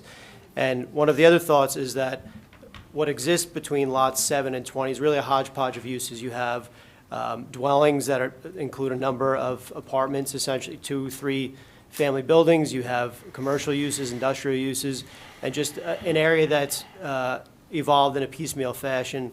Over time, there have been a few applications to the, I believe, zoning board for multi-unit projects. There's vacant land there. So again, when we had to think about places where we could produce affordable housing, right, that's the state mandate. That's what we were charged to do. This seemed like a reasonable place to do that. And the program that we thought would be reasonable for that area is townhouse development at 10 units per acre. Right, but who owns those properties today, and when are we planning this development in the timeline? There are multiple owners of those individual parcels, and again, they're varying in size, varying in use. And so the mandate is to create the opportunity through zoning, to create the incentive that somebody can take advantage of that and produce affordable housing. So we don't have, the city, no municipality has to go out and pick a developer, has to draw the plans or anything like that. The mandate is that you create the opportunity, and that's what the zoning is intended to do. Okay, so 70 townhomes on Franklin Place from, it's like Hobart, I believe, over to the corner, essentially. Yeah, right? okay. And it's only if a developer wants to do it. Okay. On the Summit Housing Authority, just to follow up on Councilman Boyer's questions. So we understand there's $1 million for renovations. My questions are more about, like, are there any contingencies with either Fair Share Housing, Summit Housing Authority, or otherwise about how those dollars are spent? Are there additional dollars we need to raise to meet some agreement? Yes, so, and just for timing for Franklin Place, we have to institute the rezoning by March 15th. By July 1st of 2028, the city will present written commitment to develop the property from a developer in accordance with the zoning, or the city will replace the 14 affordable units with another project. So again, if Bristol Myers Squibb develops with more units, that might be a way that we replace those units if it doesn't come to fruition. So that, I just wanted to answer your question on the timing on that one. The Housing Authority, there is a 1 million, according to the term sheet that we executed with the Housing Authority, and we will have a more formal agreement before the council at the March 3rd meeting. There is a $1 million payment, lump sum payment that will be used to start. Is it Glenwood that we have the? Glenwood that we have the, yes, Glenwood, they have already done the analysis for what the costs are, so that they can get started with the improvements to Glenwood. And what is that? Sorry, what does that cost? It's about $175 a unit, $1,000 a unit, $175,000. But that there's also, they're going to evaluate the other properties to do the same analysis that they did with Glenwood. And then the city is going to provide $180,000 per year to the Housing Authority for specific projects as we go. So through the round. And then by including them in the municipal housing plan, they can then go and leverage funds through the state when they're available to improve those properties. So that's the plan as far as expending money goes. Okay. And then at our last council meeting, there were some who suggested we completely reject the plan, vote no on the ordinances, et cetera. So you mentioned before that we must do this or we lose our immunity. Can you just elaborate or comment a little bit further on the consequences of that suggestion? Yes. So the amended Fair Housing Act says, like I said, as long as the municipality continues to operate in good faith through this process, it will maintain its immunity. So at this point, operating in good faith is implementing what the city has agreed to. And specifically, there are the ordinances and adopting the amended plan are the requirements entering into several agreements, like with Housing Authority and an amended agreement with our house and a few developers agreements like that. Those have to be done and submitted to the program by March 15th. There are other deadlines within the agreement that we're still, until right before this meeting, we were still negotiating with Fair Share Housing Center, and I'm still waiting for their final revisions. There will be deadlines throughout that we have to meet, either construction deadlines or approval deadlines, or in the case of the Veterans Project, we have within a certain, I believe it's within 60 or 90 days of the transfer of the property, we have to we have to enter into a developer's agreement with whoever is going to develop that project. So within 90 days of the transfer of that parcel. And then 60 days after that, we have to amend the zoning so that it can be brought as of right to the planning board. So there are various things. So all of those deadlines demonstrate that the city is operating in good faith. So if the city is not found to be operating in good faith, whether it fails to adopt all of the ordinances on time and submit them by March 15th, the vicinage judge can remove our immunity. Okay, so I just want to make sure I get this Yes. right. That was a long-winded answer. Council I'm sorry. has to approve ordinances next month. Yes. that relate to 190 River Road, Harmon Holdings, Little Kings. No. Our House, Little Kings is done. Yeah, Little Kings is Fine. before the planning board. Fine. Yeah. Our House, No.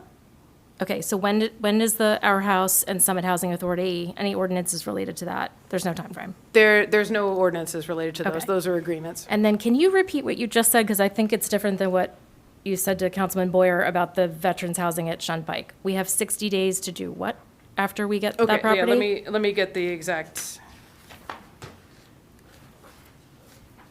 Let me just find it. So I'm saying there. Because there are residents from that neighborhood here tonight, and I just want to make sure Okay. they. Yeah, sure. Okay.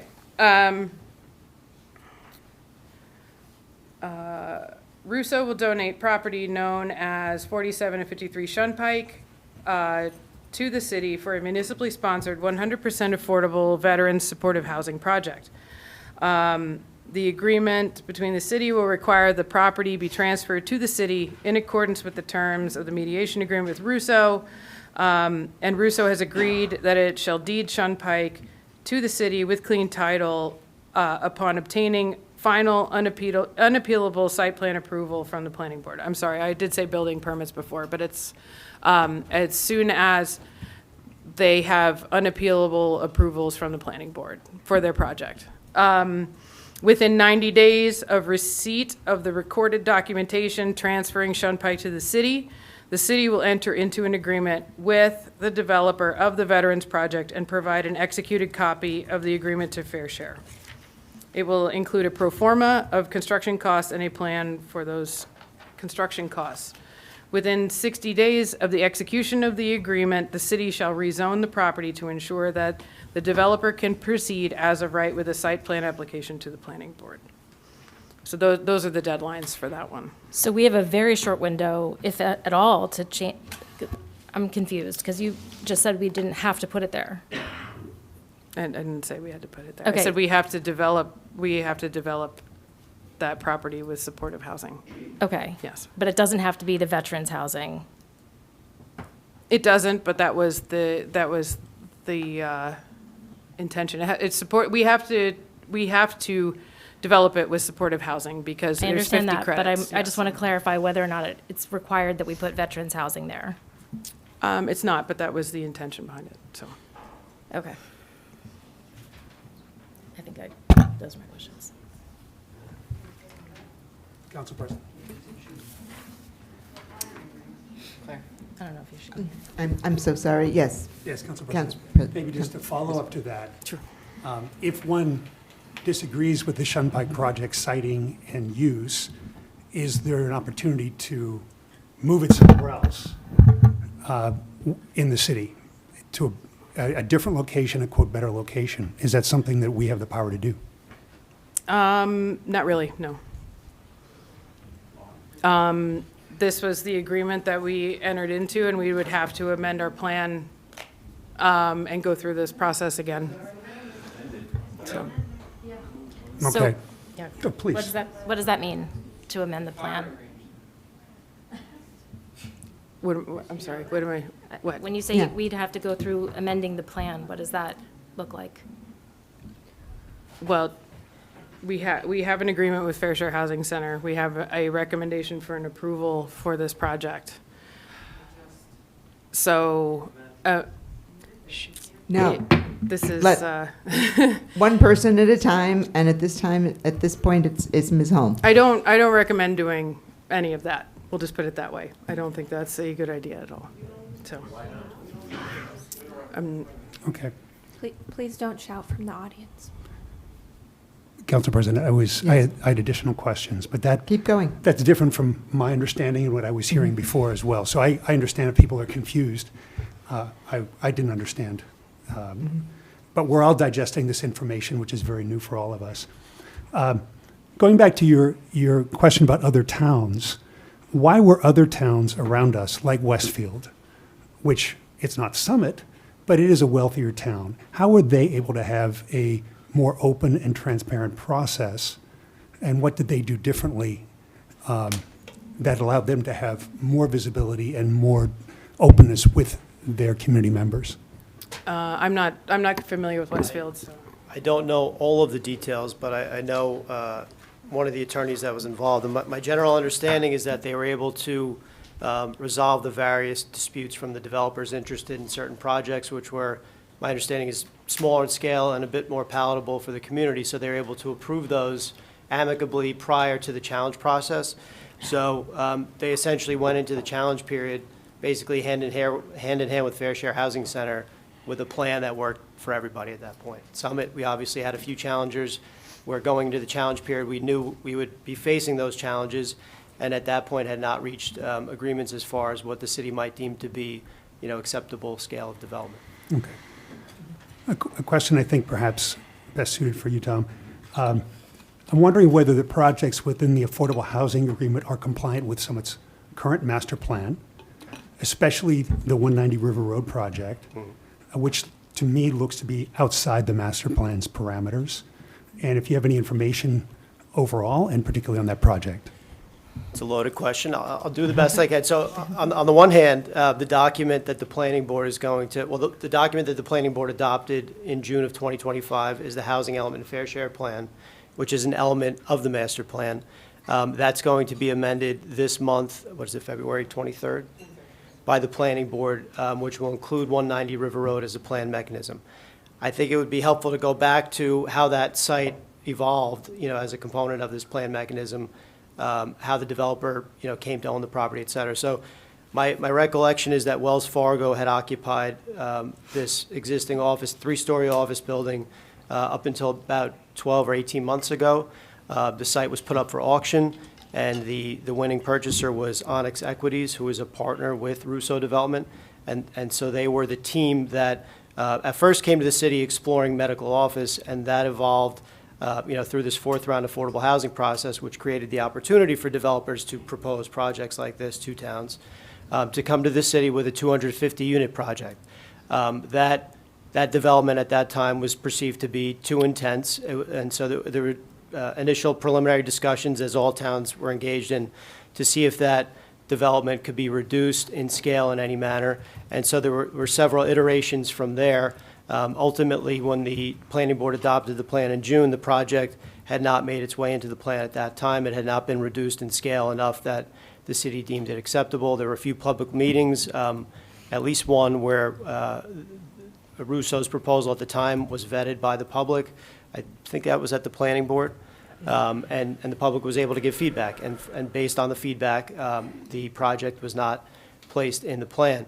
So your question pertains to, whether or not the proposal that is included in the city's agreement is, we'll call it, consistent with the master plan. So on the one hand, the process that the state created basically says, was designed to circumvent zoning, was designed to circumvent certain master plan provisions that municipalities have that, basically establish the character of the municipality. So I think there's a few ways to look at this. One is that you had an existing three-story office building that was atop of 2 levels of structured parking.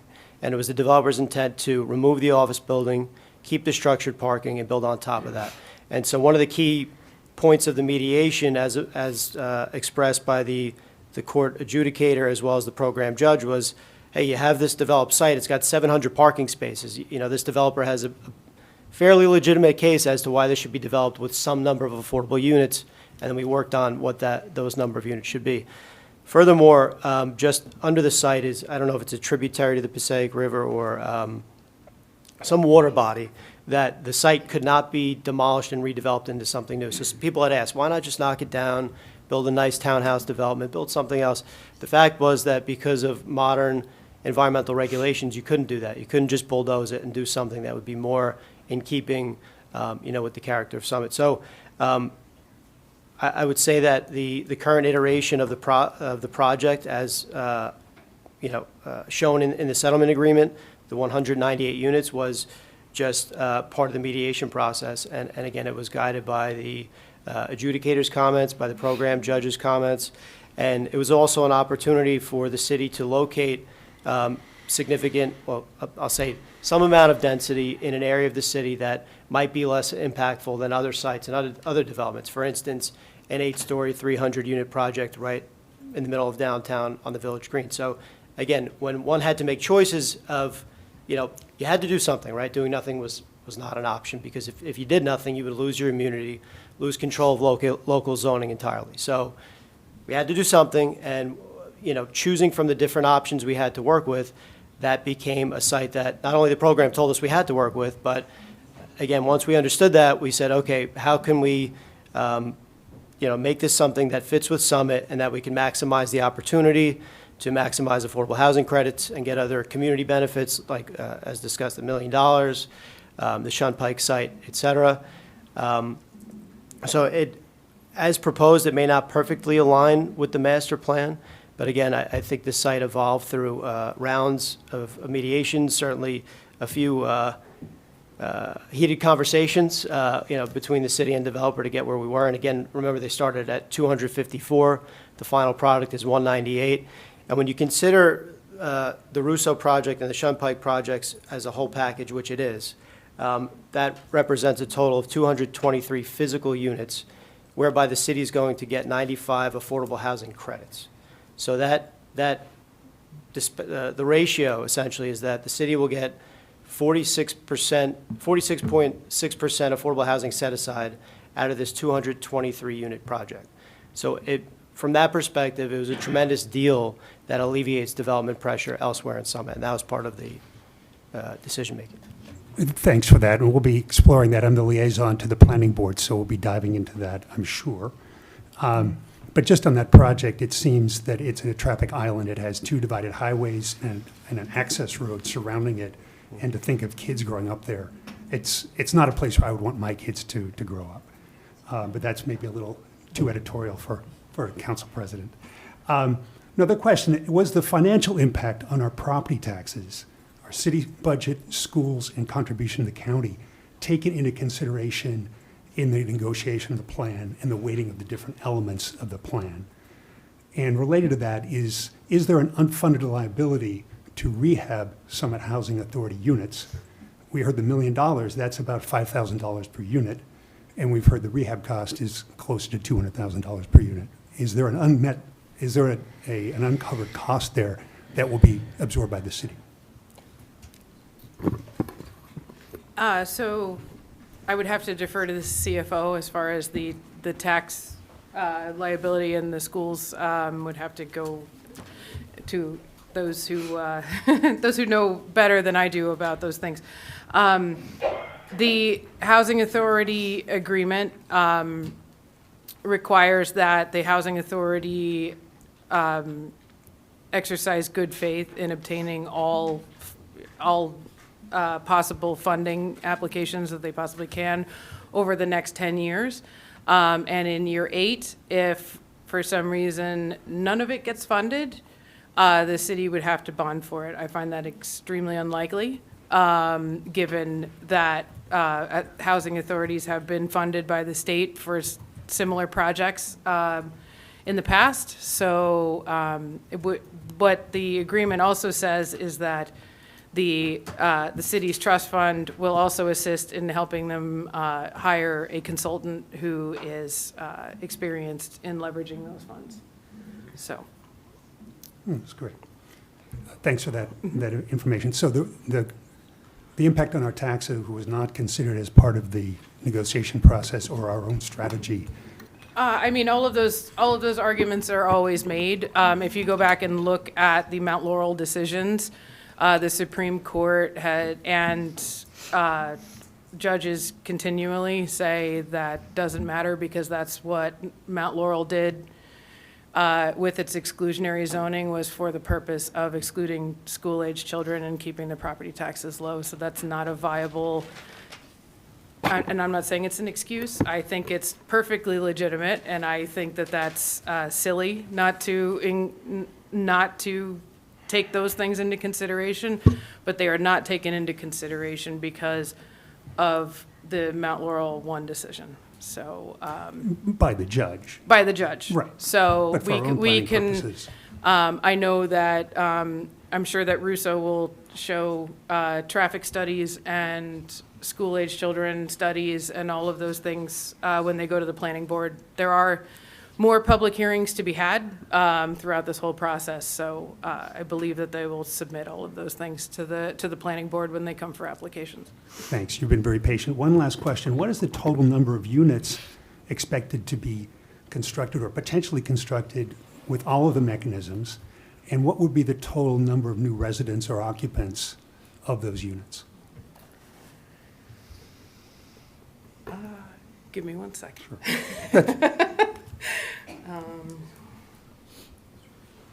Council President, while Ms. Holm is looking for that answer, can I just elaborate on the question that Please do, Councilman City Christofoley had? Administrator Baldwin. With regard to tax implications, I can't speak to the school, again, their budget and what they need to do and how many school-age children might come in. Russo Developments will give a presentation on that to the planning board on what they think it might be. But for the city, obviously, that would be a rateable, and we don't have a pilot. There's no pilot being considered for this, so that's where the county comes in and they get an extra 5% if we're giving a pilot. So there's no tax break given to this developer for this project.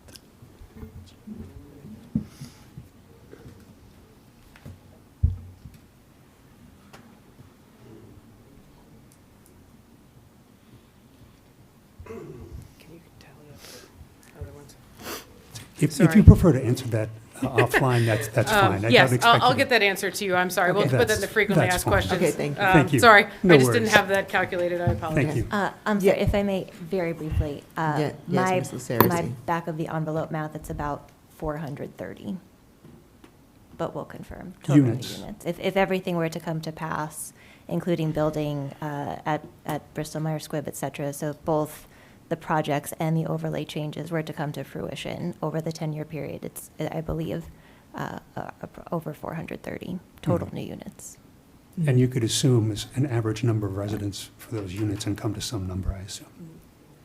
Yes, and that's assuming that the overlay zones all get developed in 10 years. So they've been in place for at least 12 now, right?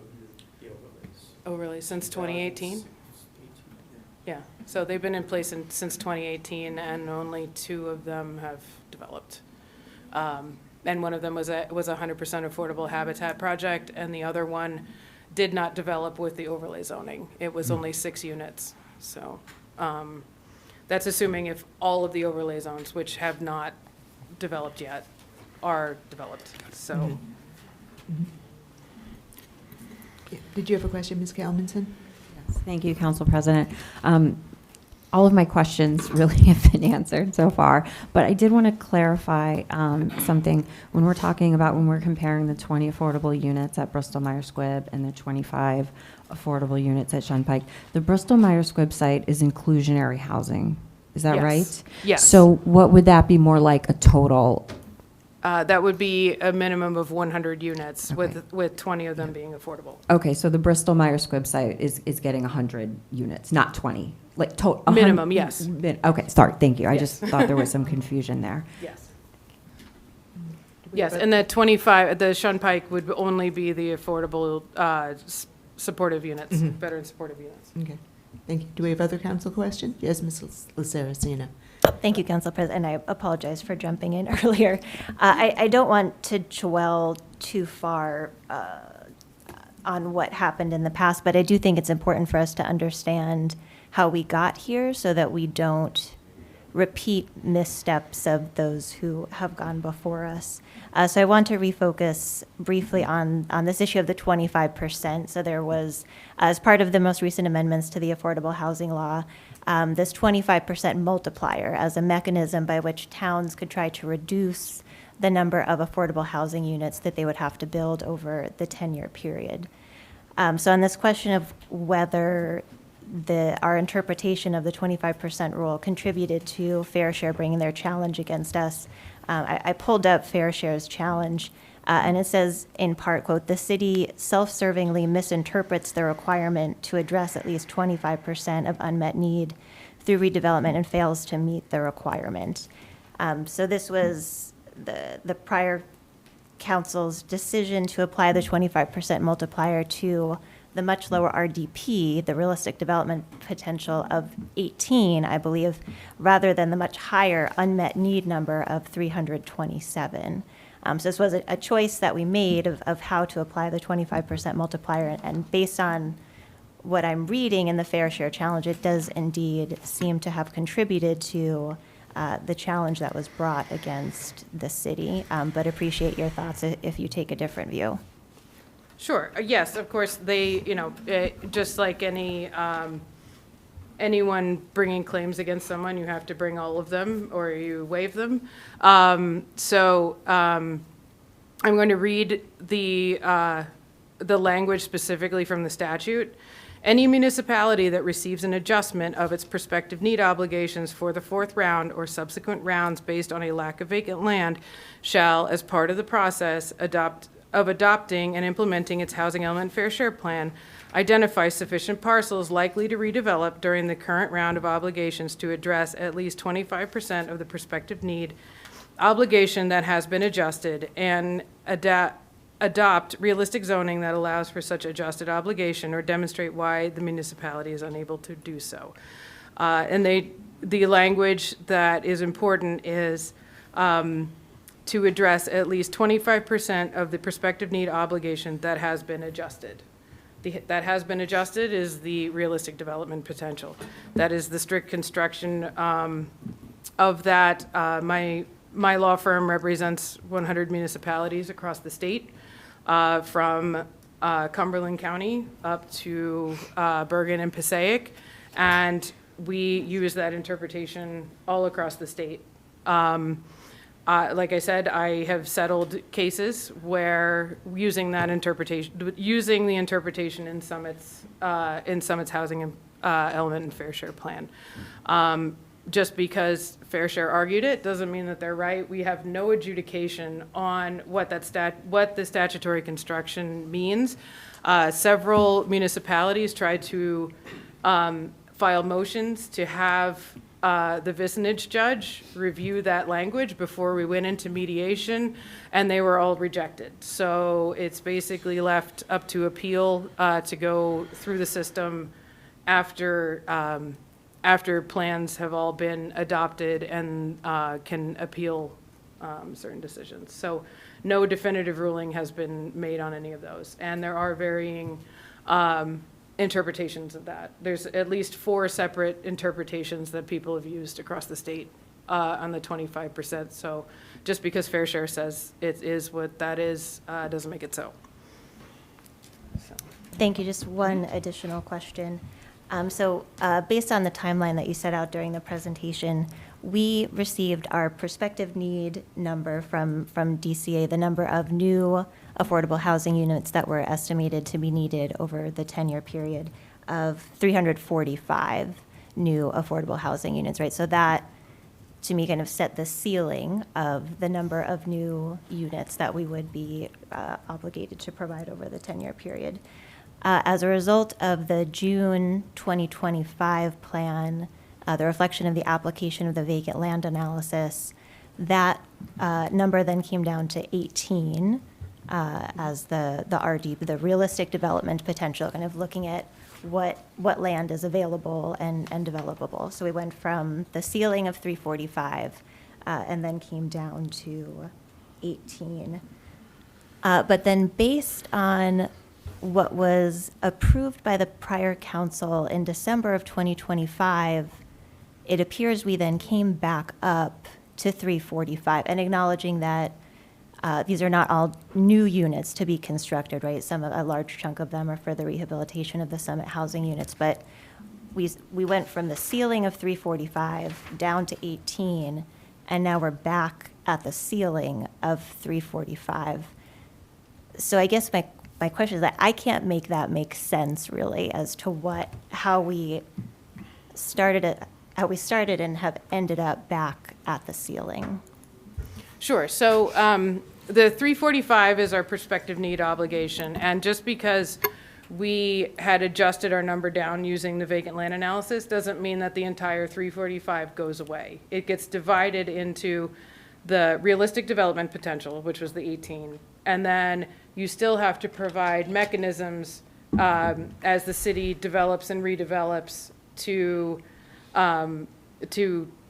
try to satisfy that unmet need. That's where the overlay zones come into play for the prior round and the round 3 vacant land analysis, and then the same is true for this round. And I don't know if it was as articulately stated as it should have been when I went through this, but what you'll see is if you go and look at the June plan, a significant majority of the mechanisms that are in the current settlement agreement were also applied to the unmet need. So you can go back and see the housing authority units are there. The hold on one second.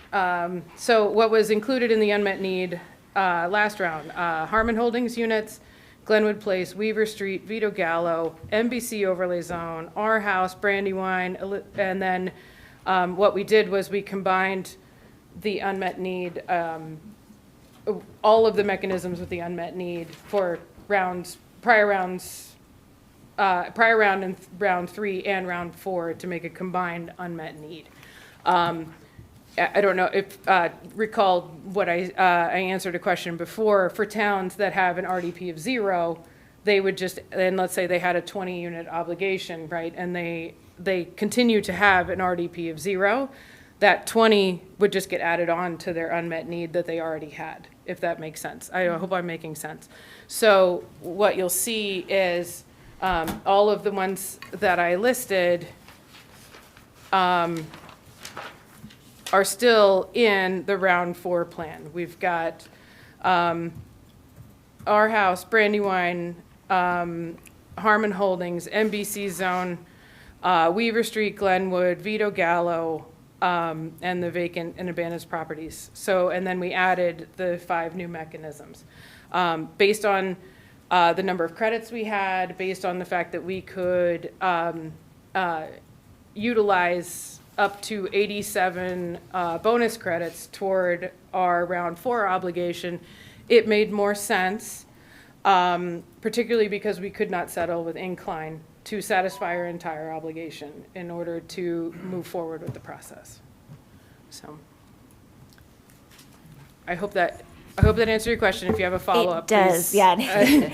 I think just the categorization of the units matters right across the RDP, the realistic development potential, unmet need, and prospective need, because of the city's obligations vary, right? So understand that we had a large chunk of the units, I guess, allocated to unmet need in the June 2025 plan, but they have shifted now.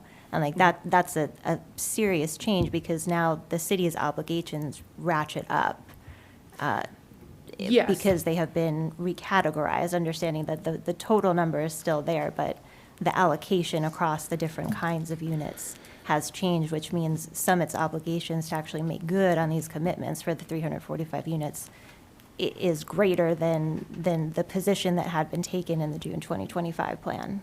Yes, and just to reiterate, just because the city calculated its realistic development potential at 18 doesn't mean that Fair Share is going to say, oh, this is great, we accept that. Did you have anyone in Fair Share agree in any town when you were calculating? I mean, first of all, Fair Share challenged over 400 municipalities and every single town that did a vacant land adjustment, just based on the concept that you've reduced your obligation by some amount, right? Even though it's baked into the law that they might have helped, right?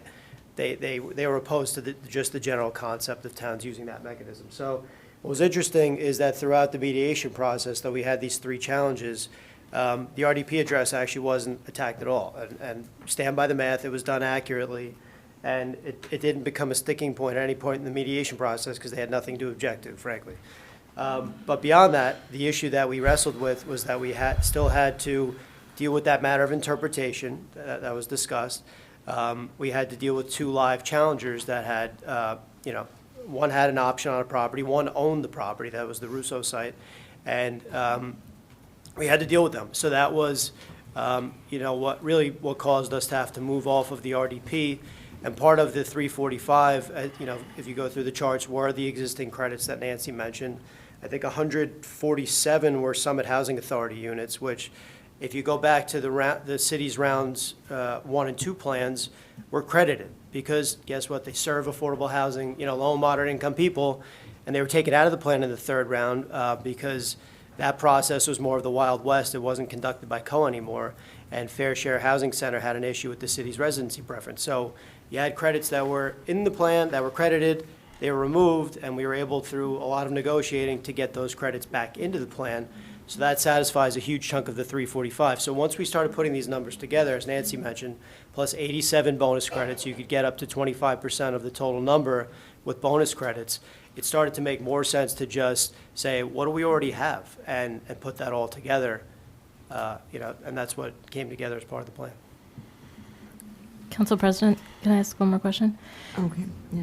Sorry. Just want to go back to Sean Pike for a moment.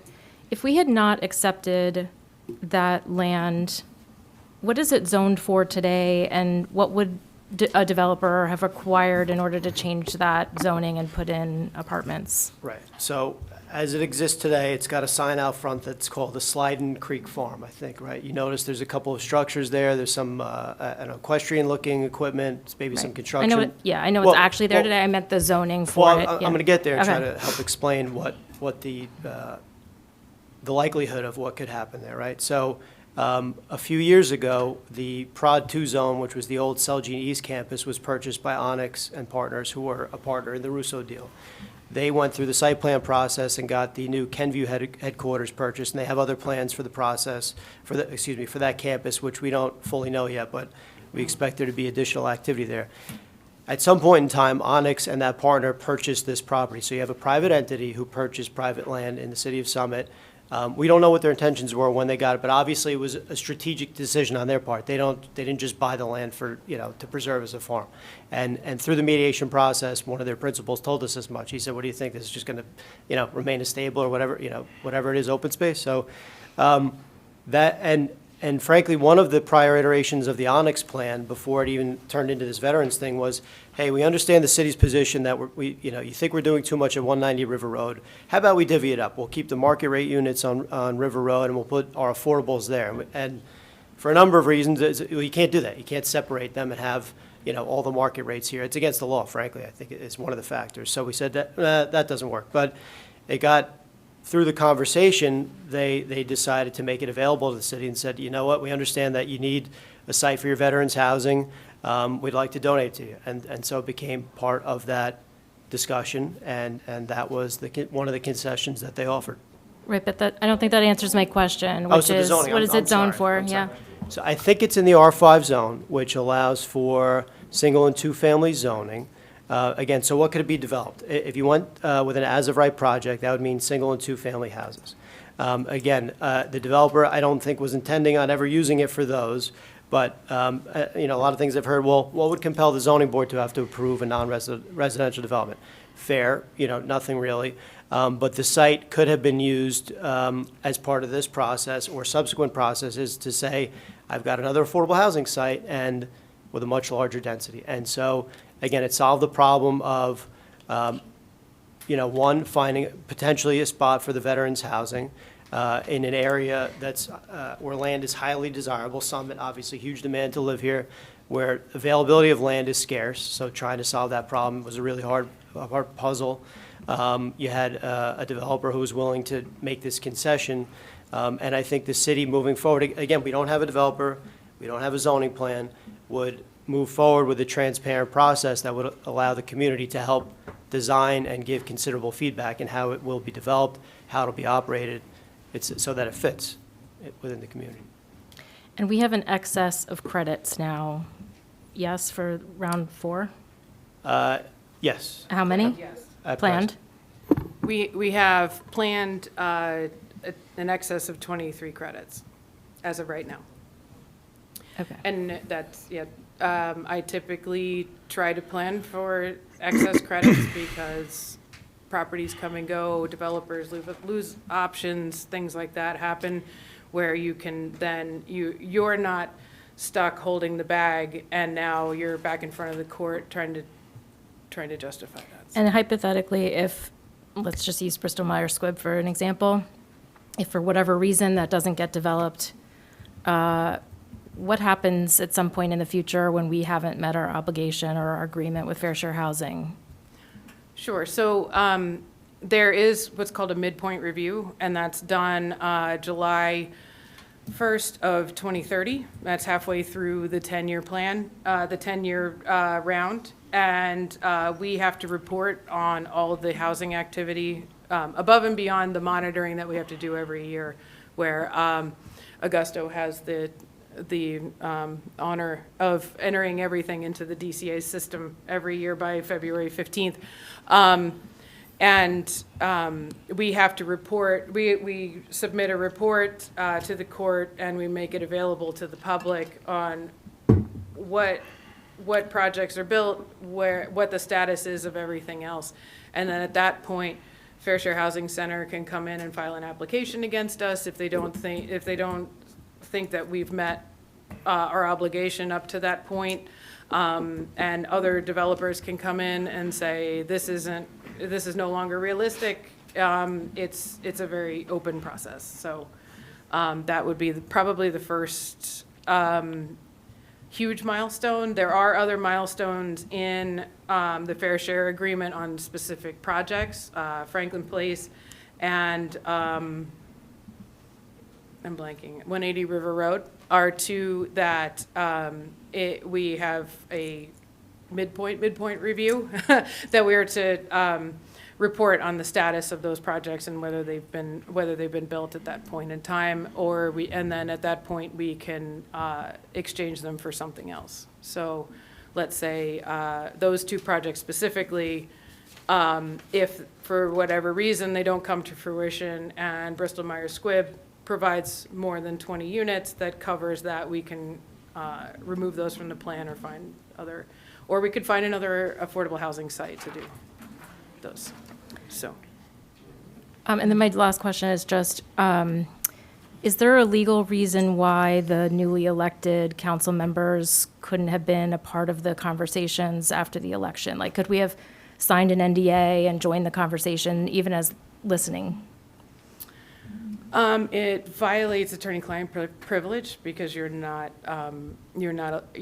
elected, but you're not sworn in elected officials for the city, and that's. So there was no possibility to sign an NDA and join the conversation as an observer? Okay.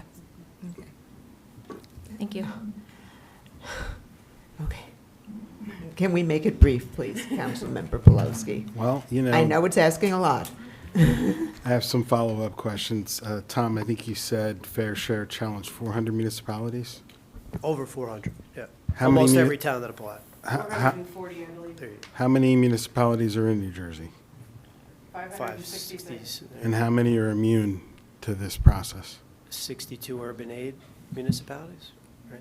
Is it that many? I think so. Yeah. 42, 62, somewhere And there. they're not necessarily immune to it. They don't have a prospective need obligation. They have a very high rehabilitation obligation. So they still have a Mount Laurel obligation. It's just to rehab units rather than provide new units. They Right, can so- if they want, but they don't. It's a different. So most were challenged. All municipalities in the state, according to Mount Laurel 2, have an obligation. Whether if you're an urban aid municipality, it's rehab. If you're a suburban municipality, it's rehab and new construction. But most municipalities were challenged. All of them, yes. Did ultimately putting 345, our entire unmet need, in our plan, close the door on additional challenges? Yes, it did. I had asked, did settling for the entire 345 unmet need close the door, to ultimately agreeing to the 345 number, did that close the door on additional challenges? Yes, it did. Judge Miller recommended to the vicinage judge that Incline's challenge to our plan be dismissed. And how many units did Incline want? It varied, I believe about 250 units on 1.8 acres. And how many stories? Right. It evolved. So at one point, it was eight stories at 300 units. The final iteration was maybe 225 units on 6 stories, but even that fluctuated depending on the week. But that was, for a while, it seemed like, I'll reserve my comments, but it was possible at one point. It was, I believe, is around 152 units an acre. Okay. And what's the traditional density in Summit? Maximum? The highest that we have right now, I believe, is 30, and Russo will be 45. Okay. And before that, it was about 12? You had 20, I believe, in the MF multifamily zone. Okay. And then the MBC zone was the highest density we had, which was 30 units an acre. The unmet need number that we were given from Fair Share in December that we accepted. We don't have an unmet need anymore. No, we rent. Yeah. But the first thing that happened in this process was Fair Share gave every municipality a number, right? Fair Share didn't. DCA did. Sorry, DCA. Yes. And how many municipalities challenged that number? I don't know. I had 20 municipalities and none of them did, but it varied. It depended on the data that DCA produced and how they came with the number. I don't know that number. Do you know? There were quite a few that did, but I'll say that we looked at the factors and the methodology, and when that number was assigned by DCA, I think it was November 2024, we looked at the opportunity to possibly reduce it then, and it wouldn't have made a difference. There wasn't a strong case to be made as far as attacking the methodology, so we accepted that the state did their math correctly, because they did, so the number was 345, and recognizing that the program, the Fair Housing Act still allowed towns to conduct a vacant land analysis, as the city had for rounds 1, 2, and 3. How many that challenged that number won their challenge? From my perspective, it became, let's make a deal, and with Fair Share Housing Center, so it became a negotiating process. Okay. Back to the 25% number. What we did was consistent with the statute, right? Yes. There are at least 4 interpretations out there.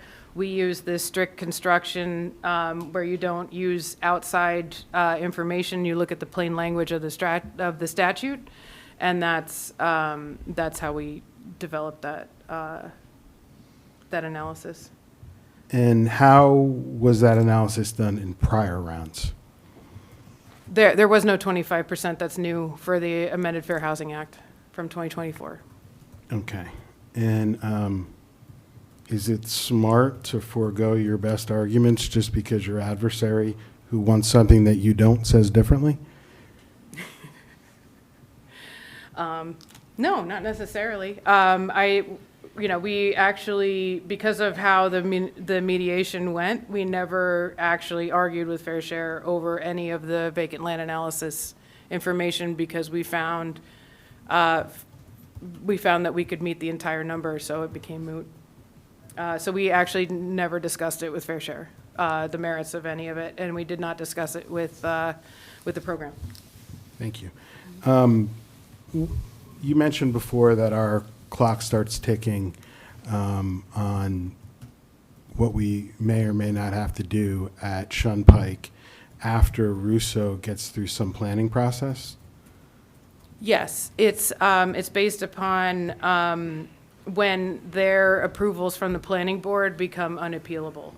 So whatever the number of days after they receive their planning board approval, so long as they don't, there's no prerogative writ action filed against them. Then, so if there is some sort of appeal, it would be after the appeal is over and they receive their final determination. Can you handicap how long that might take, realistically? Well, so my understanding is that they would need final site plan approval, so not just preliminary. Mm-hmm. I don't know what pace they're planning on pursuing. So it's contingent upon moving through that process. I, expect that the application review period would probably take multiple meetings. That's just a guess. And then after that, upon final planning board approval, presumably as an as-of-right project, there'd be that appeal period, whatever the statutory requirement is, number of days afterwards. So, It's hard to say. It's hard to say. well, the planning board meets once a month, right? I would say it's not imminent, if that makes any sense. On the back to the Summit Housing Authority, you mentioned a $175,000 per unit rehab estimate.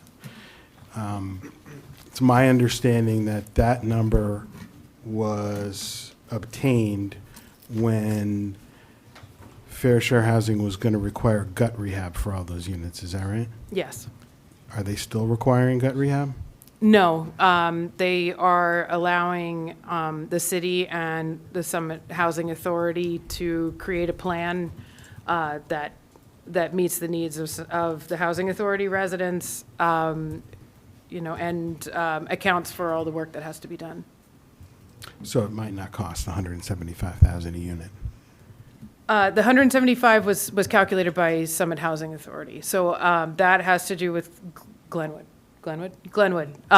And that is common area improvements, common facilities improvements, HVAC, plumbing, so that it's an average of 175,000 a unit. It's not specifically in that unit, but that accounts for everything that has to be done at Glenwood. So we are developing the same, with the Housing Authority. They are going to evaluate every Vito Gallo as well as Weaver Street to make sure to do the same analysis. So it's approximately, I would venture a guess that it's probably about the same.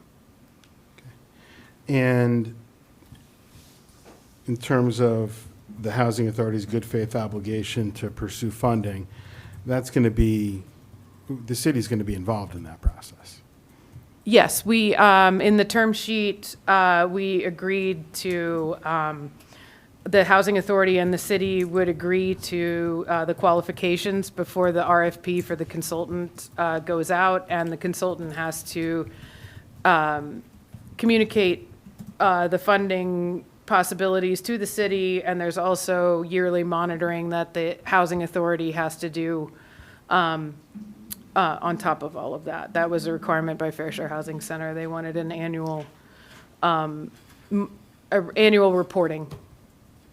Thank you. That it? One more, Ms. Lazarusina. Thank you, Council. I'll put myself on the clock. My daughter let me borrow her timer, so I'm going to give myself just a few minutes here. Ms. Again, I apologize, but I do want to make sure that we learn our history. So with respect to, again, this 25% multiplier, you mentioned that there were 4 different interpretations. With the interpretation that was adopted by the prior council, again, we went from 345 new affordable housing units down to 18, and then with the application of the 25% multiplier, we went down to 5. If we had applied any of the other interpretations, could we have gotten a lower number, or was 5 the lowest number that we could have gotten based on the 4 prevailing interpretations? I don't think it was 5 at any point. What the 25% represented was 25% of the 345. If that, well, actually, that goes to a number of different interpretations. So the 5, I think you mean, was the 25% of the RDP. Of the 18, right, on top. Fair Share's position was that it was actually 25% of the unmet need. So the difference between 345 and what we had at 18 at the time, 25% of that is what they indicated we would have needed. So even had we settled that, frankly, we had enough credits to probably make that work. We still had these challengers we had to deal with, and also recognized the need to get Summit Housing Authority into the plan so that they could be eligible for the funding. And there were another interpretation was 25% of the total number, which never really made sense to me, but that the 25% of the RDP is based on the fact that it says 25% of the prospective need that has been adjusted. It doesn't say it has been adjusted out, and that's the reason why that interpretation was used. And like I said, that was my firm's position on that. And just another minute on that. So unmet need is a defined term in the revised third round rules, NJAC 5:97. It's defined. It says exactly what it is. It cannot literally mean what it says in the Fair Housing Act. It can't. So there's intention where people who were involved in the drafting said, well, it was supposed to mean that. Well, that's great, but it says this, and by the way, it cannot mean that by any stretch of the imagination. Be it as it may, we are where we are, but you also have to recognize the pace of this process, that the new legislation was enacted in March of 2024. Municipalities got their affordable housing numbers in November of October 2024, which were finalized in January. So you have between January and June then to develop a plan. I know it was always thought, because this issue is ambiguous, that there would be more robust debate and opportunity to discuss what it actually means. It turns out that, nope, the program went full speed ahead, and you had to decide where you were on the issue. And in the best interest of Summit, we decided that, well, we should amend the plan and minimize impacts, in the interest of the city. Right, and unmet need has been a term that's been defined for at least 15 years, and so if the legislature had meant an unmet need, they should have used it, so. I understand that the amendments to the statute were drafted inelegantly and open to interpretation, but it sounds like the answer to my question was no. We took what one might call the most aggressive interpretation of the law to get our number down, to make an attempt to get our number down from 345 to 18 to 5. And then we, through the process from October of 2024 to December of 2025, we dispensed with the legitimate mechanisms to try to get the number of new affordable housing units down to end up back where we started, right? We went from 345 and we ended up back at 345 at the buzzer. Council President, I have a follow-up. Wait, hold on one question. second. So it was not the most aggressive. It was based upon the plain meaning of the statute. And that's what the Supreme Court would look at, and that's where the interpretation came from. The credits that we used evolved over time. Majority of them were already in our plan, whether they were unmet need or not. The intention was that the Summit Housing Authority would get the funding that they greatly needed. There was no, has to be as aggressive as possible. Our RDP was adjusted using our court-approved presumptive densities from round 3. We used the plain meaning of the statute interpretation of the 25%, and we proceeded accordingly, knowing that we were going to be challenged by Fair Share Housing Center no matter what we did. We were going to be challenged by Russo, and we were going to be challenged by Incline. And we proceeded accordingly, so. I have a follow-up question. Yes, okay. Thank you, Council President. Back in June, what was the number that Fair Share Housing wanted? Was it 87 they came? Was that the number? That their interpretation is 25% of the unmet need, which would have been 82. Well, to be clear, we hadn't been in dialogue with Fair Share at that point in the process, but if you accepted their interpretation, the minimum number would have been 87. The minimum number. But again, that wouldn't have gotten rid of the challengers, the No, developer challengers. understood. So if you subtract 71 bonus credits and subtract 147 credits for the Summit Housing Authority and subtract 31 credits carried over from round 3, and subtract 7 credits for the renewal of rent controls in existing housing, right? When you clear that all away, the actual number of new affordable units in this plan is 110. But if you go further, what you provided makes it clear that 23 of those are surplus credits.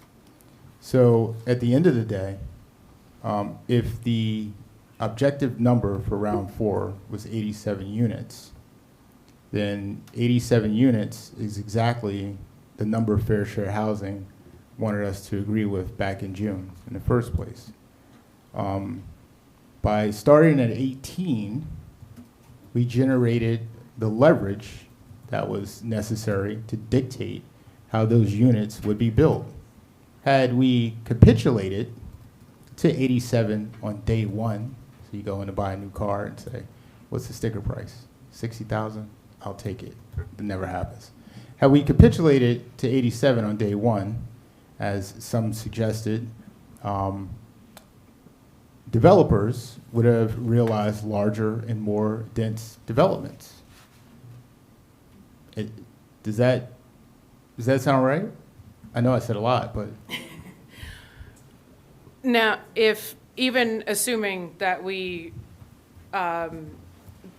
took Fair Share Housing Center's interpretation, which I do think is incorrect, that does not mean that Fair Share Housing Center was not going to challenge our plan. They would have challenged, 100% would have challenged our plan. They did in every municipality, regardless of whether, particularly in, as Tom said, in vacant land adjusted towns. I have one out of 20 that did not receive a vacant land, that did a vacant land adjustment that Fair Share did not challenge. Every single one did.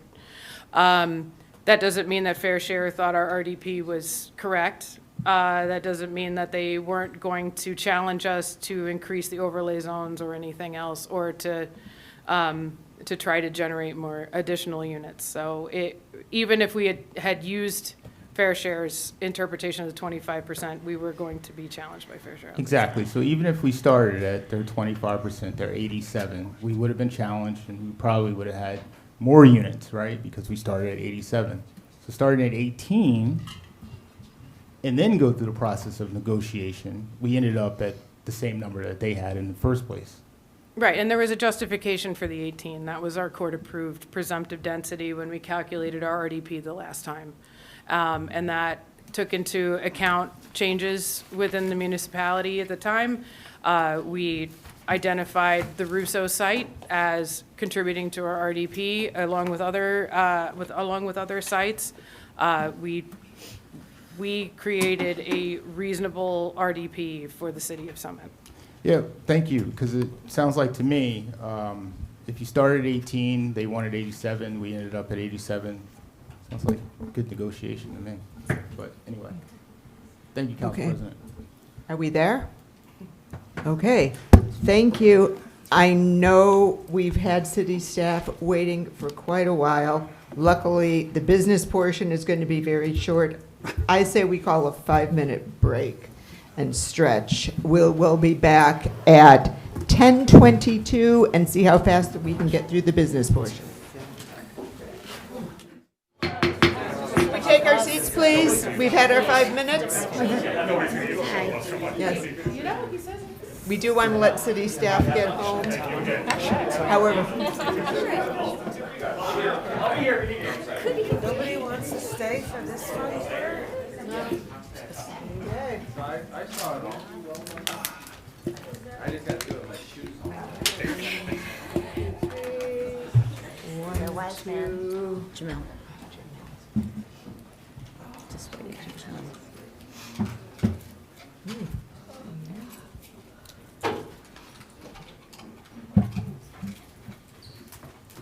There he is.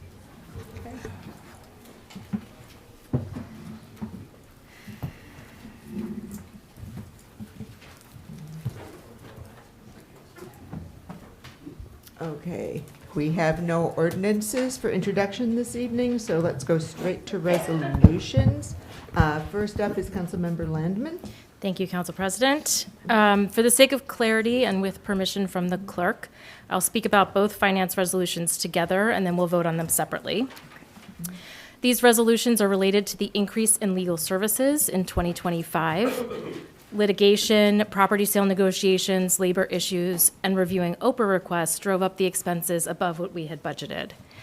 The city originally approved a budget of $250,000 in December 2024, then increased it to $350,000, and now we need an additional $18,500 to cover the legal services for 2025. We have two resolutions. The first is to transfer money into the account we use to pay our legal bills, and the second modifies the contract with our law firm to allow us to pay for their services. So with that, resolution number 12390 authorizes the city to transfer $18,500 from the finance salaries and wages account to the legal contract services account to cover the additional legal expenses incurred in 2025. I move to adopt this resolution by roll call vote. Okay, do I hear a second? Second? Okay, do we have any comments from the public, and starting with our residents? No. Comments from other members of the public? Comments from council? All right. Then, Madam Clerk, would you please call the roll? Mr. Boyer? Aye. Mr. Crisafulli? Aye. Ms. Kelmanson? Aye. Ms. Landman? Aye. Ms. Saracena? Aye. Mr. Pulowski? Aye. President Tote? Aye. Councilmember Landman. Resolution 12385 authorizes the city to add $18,500 to the 2025 contract with Cleary Giacobbe, bringing the total contract for 2025 services to $385,500. I move to adopt this resolution. Do I hear a second? Second? Do we have any comments from our residents? Comments from other members of the public? Comments from council? Council President. Yes, Councilmember Boyer. I will be quick. I just want to make a statement that all of these legal fees for affordable housing, for some of these lawsuits, and I mean, that could pay for a lot of units being rehabbed, like $365,000, upping the cost for our legal fees. It's just a, man, hint. Okay. That's it. I'm good. Okay, these legal fees are not for affordable housing, is my understanding, Councilmember Boyer. But, Well, these are Jacoby's, right? But the Yes. ones prior to that was, right? This is all Jacobys. this is all Jacoby. Okay, thanks. Okay. All in favor? Aye. Aye. Opposed? Motion carries. On to capital projects and community services. Councilmember Crisafulli. Thank you, Council President Till. As chairperson of the Capital Projects and Community Services Committee, I will introduce tonight's resolutions for consideration. The first is resolution number 12388 to amend the professional service agreement for the 2025 Affordable Housing Planner Services, additional fees in the amount of $7,000. This amount was already budgeted in 2025, and this approval would close out last year's bill for services. I move to adopt the resolution. Second. Okay. Comments from our residents? Comments from other members of the public? Comments from members of council? Okay. All in favor of this resolution? Aye. Opposed? Okay. Back to you, Councilmember Crisafulli. Thank you, Council President. The second resolution is number 12325 to authorize a grant application submission for the 2026 Sustainable Jersey Grants Program and to the PSEG Foundation to purchase an EV charging station for the back lot at City Hall to hopefully move forward with a component of the Summit Community Energy Plan adopted by the city under Resolution 40951 on December 5th, 2023. I move to adopt the resolution. Second. Okay. Any comments from residents in the audience? From other members of the public? From council? Yes, Councilmember Pulowski. Yeah, I just wanted to say I'm glad we're getting a charging station. It's going to be really important that we have some of these for our infrastructure going forward. And it's my understanding that if we were to put some solar on some city buildings, they would throw in some charging stations as part of the deal. So just want to reiterate that we ought to be looking into that. Thank you. Other comments? All in favor? Aye. Aye. Opposed? Okay. Councilmember Crisafulli. Thank you, Council President Till. The third and final resolution under CAPS, Capital Projects and Community Services Committee, is Resolution 12371 to appoint a part-time plumbing and mechanical subcode official. The closed session discussion approved the routine hiring of a replacement for a city official who retired in December. I move to adopt the resolution. Second. Any comments from our residents in the audience? From other members of the audience? From members of council? Okay. All in favor? Aye. Opposed? Okay. Community programs and parking services. Ms. Kelmanson. Thank you, Council President. This is Resolution ID 12376. This resolution authorizes the execution of a revised agreement with Park Mobile. The agreement originally awarded to Park Mobile on December 2nd, 2025, contained revisions that were not agreed upon. Park Mobile included a line item stating that the city would pay an additional 5 cents per transaction in addition to the 35-cent transaction fee paid by users. This revision has been removed from the agreement, and a vote is required to authorize execution of the new agreement. I move to adopt this resolution. Second. Any comments from residents? From other members of the public? Comments from members of council? Okay, all in favor? Aye. Any opposed? No. Back to you, Ms. Kelmanson. Thank you again, Council President. This is Resolution ID 12377, and this resolution authorizes the submission of the grant application to New Jersey Department of Community Affairs Local Recreation Improvement Grant Program and authorizes execution of the grant agreement. The city is applying for a grant of $75,000 to update the aging playground equipment at Memorial Park Playground. I move to adopt this resolution. Second. Any comments from our residents? From other members of the public? From council? All in favor? Aye. Any opposed? No. Safety and health, over to you, Councilmember Pulowski. Thank you. Just get to the right page. Okay, this is Resolution 12375 to authorize the execution of IT services agreement with QuickTex for the police department. Our law enforcement uses an IT management program, and I guess our last agreement has come due. We put out we got 9 bids on it, and QuickTex won the day. So I move to adopt this resolution. Second. Any comments from our residents? From other members of the public? From members of council? Yes, Councilmember Council Chris President, it's an IT contract for the police, and making sure our basic systems are working well, I think is really important. If just a quick thumbs up or thumbs down from Chief Peters, is this a vendor that you'd like to continue with? Through you, Council President. Yes, as a matter of fact, QuickTex has been our IT vendor for the last several years. The fact of the matter is, actually, they've been getting paid through our contract with Mountain Valley Emergency Communication Center, which is our regional dispatch center, which is in New Providence. You guys will be hearing a proposal on possibly moving that dispatch center back to Summit at some point over the next 12 to 18 months. So in anticipation of that, it was in the best interest of everyone for us to now acquire those services and pay for them directly before that contract is up. That being said, QuickTex is also the IT vendor for the city of Summit as well. So we did go, they are not on state contracts, so we went out to bid through a request for proposal. I think Councilman Pulowski was correct in when he said we had 9 responses, and QuickTex came in as the most cost efficient. And again, they're very familiar with our systems. They've worked with us regularly for several years, so we're very comfortable with this contract. Any other questions? Go. Thank you.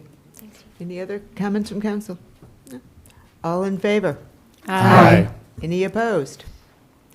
Back to you, Councilmember Pulowski. Thank you. This is Resolution ID number 12393 to appoint a new police officer. We interviewed a fine young man named Marvin's Valerie. He'll be coming to us from the Irvington Police Department. He's, like I said, an impressive young man, and I think we're lucky to have him. The mayor and members of the safety committee all like him. So do the police. and we think it'll fit in very well here in Summit. With that, I move to adopt this resolution. Second. Any comments from our residents? From other members of the public? From members of council? You look eager, Mr. Boyer, or am I misinterpreting it? No, I was just going to say that, those Essex County, municipalities better be careful because we're taking all our police in Irvington and Newark and East Orange. Some good police out there. So I told the secret, Peters. I told the secret. Okay. Any other comments? No? All in favor? Aye. Opposed? Okay. All right, then I believe city staff, you are free to. We have consent agenda first. Oh, they have to sit through the. I'm No, sorry. they don't have to, No? but if you. Okay. I mean, Okay, up to well, you. let's move on to the consent agenda. Hopefully, this won't take long. Do I have a motion to approve the consent agenda as presented? Council President, for the Yes. finance part, do we have to take a roll call vote on that? No, we do not. Okay. Councilmember Boyer. So moved. Second. Okay, thank you. Any comments from our residents in the audience? From other members of the public? From members of council? All in favor? Aye. Oh, I'm so sorry, Ms. Kalmanson. You were about to say something? I was. It was just a quick, for anybody who was looking at the packet for the permissions granted, there was a typo in the Juneteenth flag. It said June 19th through, I think it said 1 or 11, and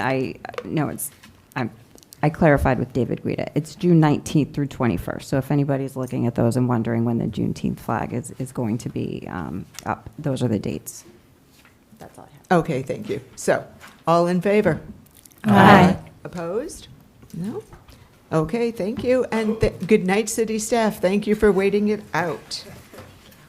Okay, so at this point in the meeting, members of the public have an opportunity to comment on anything. And I'd like to start, if we have residents who'd like to make comment, and remember, we've got a 3-minute limit.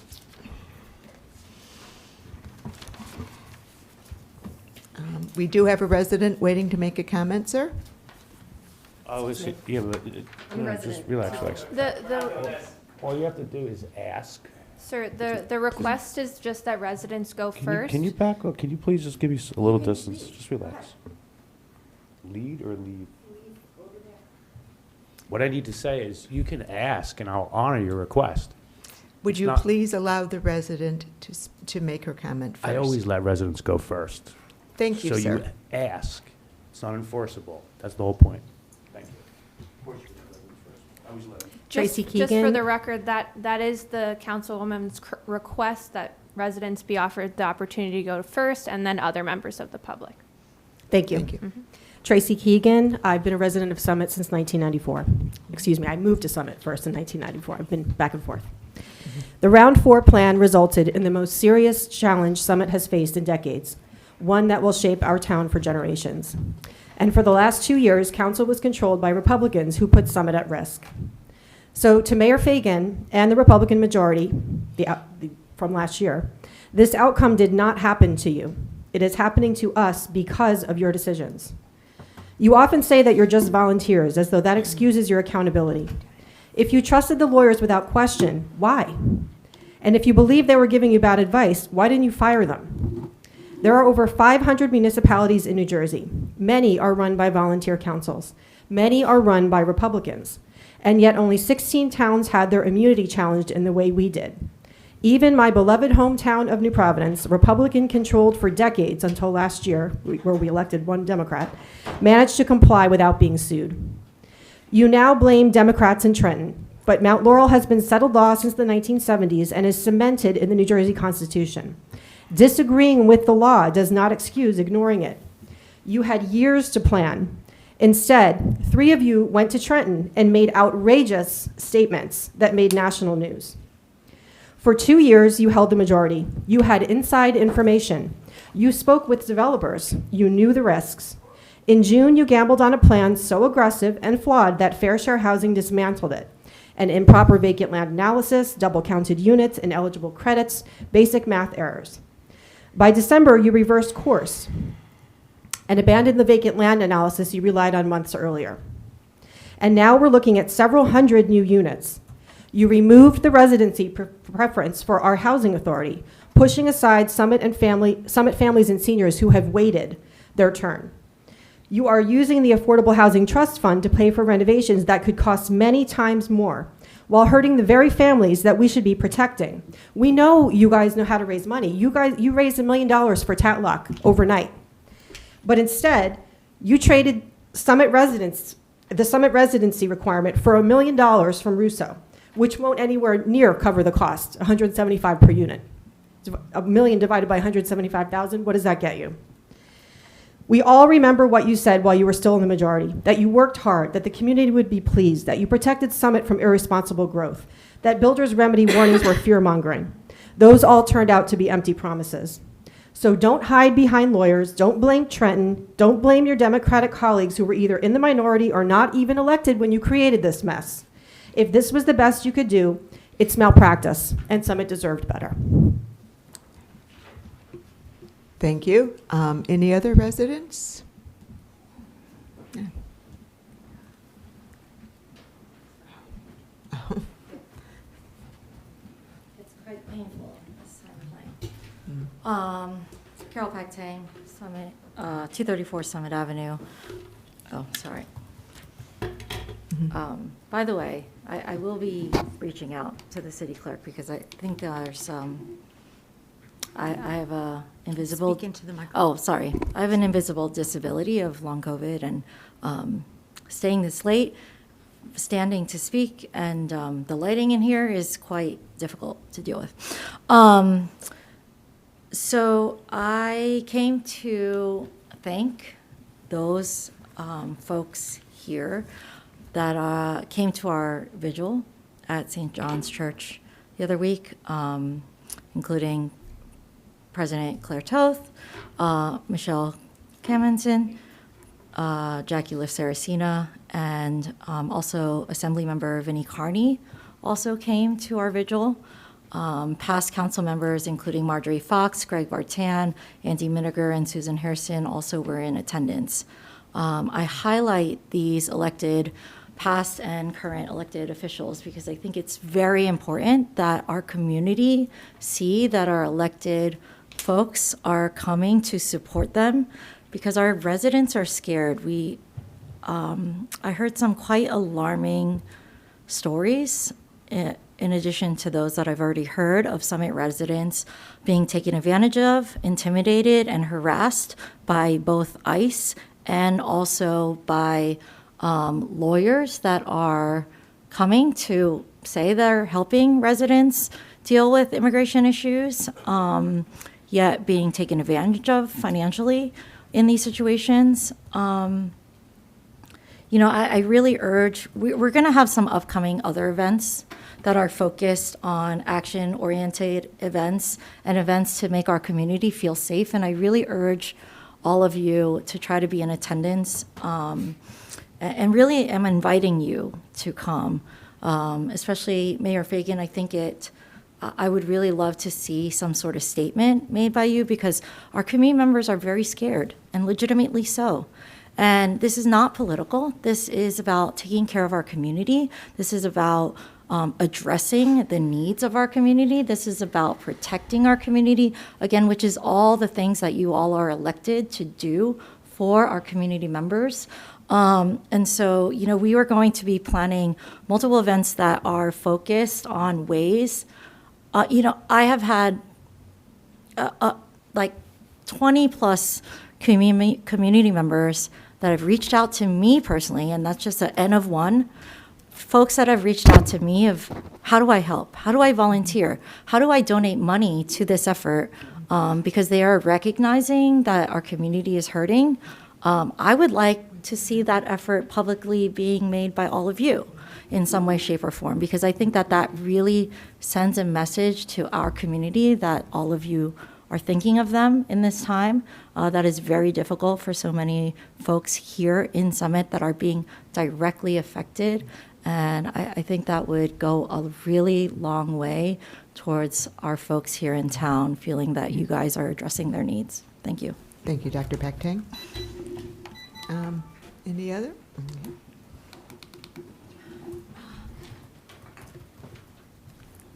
Good evening, Diego Hoyk, Argyle Court. Council President Toth, are you carrying your passport or your birth certificate today?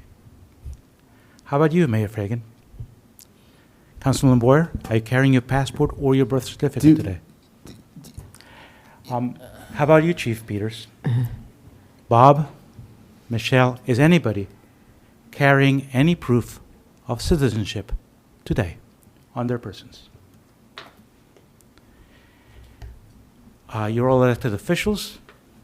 I presume that you all know that we have First Amendment right to speak and communicate in whichever way we please, including, for example, speaking in Spanish, speaking in French, speaking in whatever language you want to communicate with each other, with our kids. This nation has had a very unfortunate history of racial profiling. Is that correct, Reverend Harriel? The reason I bring these things up is because the way immigration enforcement has been handled for the last couple of months is not just a threat to people who are illegally in this nation. Now, illegal immigration is a civil crime and it needs to be dealt with. Criminal aliens, of course, they're criminals, they need to be treated like criminals. But we're right now in a situation where none of you carries your passports or your birth certificates for the simple reason that you're not afraid that somebody's going to ask you to show your papers, like it happened in Nazi Germany back then. We used to make fun of the scenes where people were being asked to show papers. Now, individuals who look the wrong way, who speak the wrong language in public with their kids, are being detained and being treated as guilty unless they can prove their own innocence. I want you to think about that for a moment. And for what? For the crime of speaking in a different language to their kids?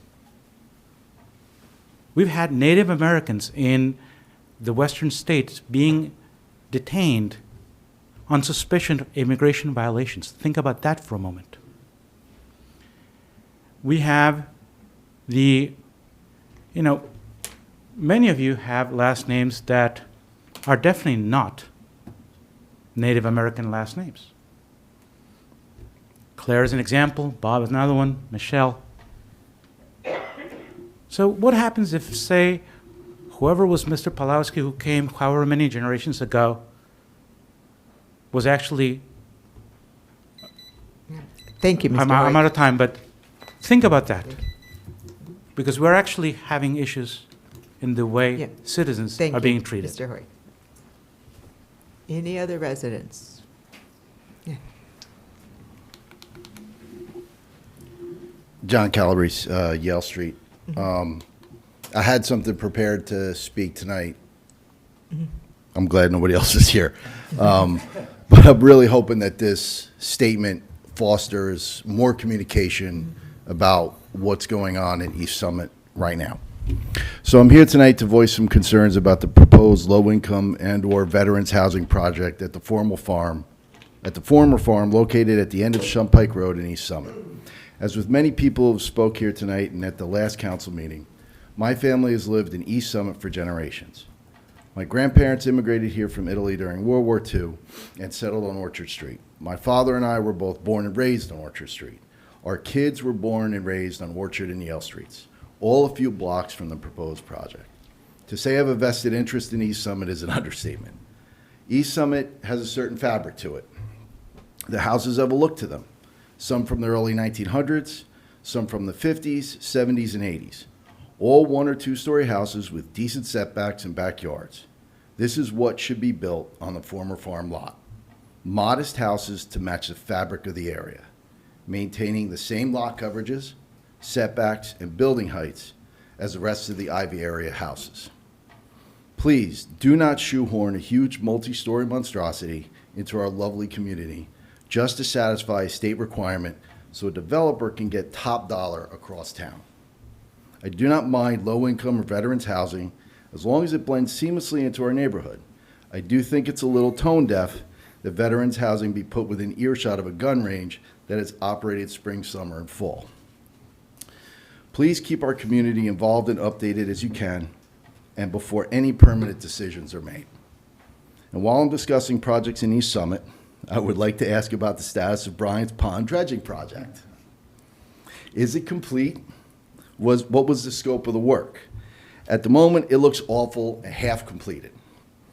Almost like they ran out of money and walked away. Any information would be greatly appreciated. Thank you for your time and everything you do for Summit. Thank you, sir. Yeah.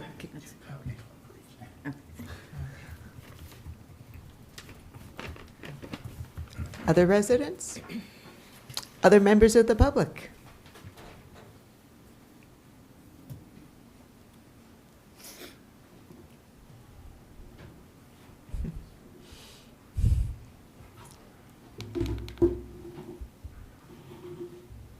Good evening, Mayor. Good evening, Council. I will be remaining anonymous.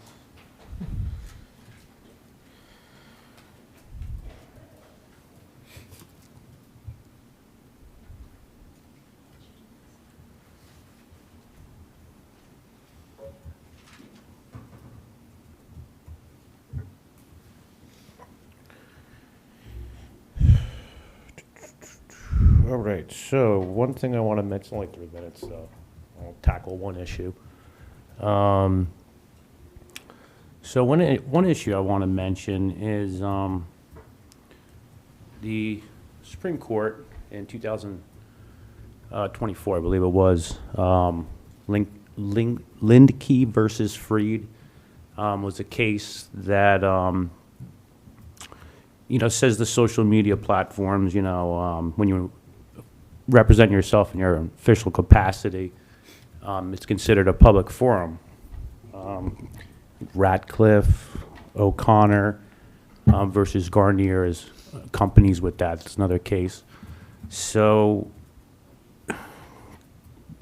Council President, I noticed throughout the week that you shut commenting off on your Facebook, on your official Facebook page here.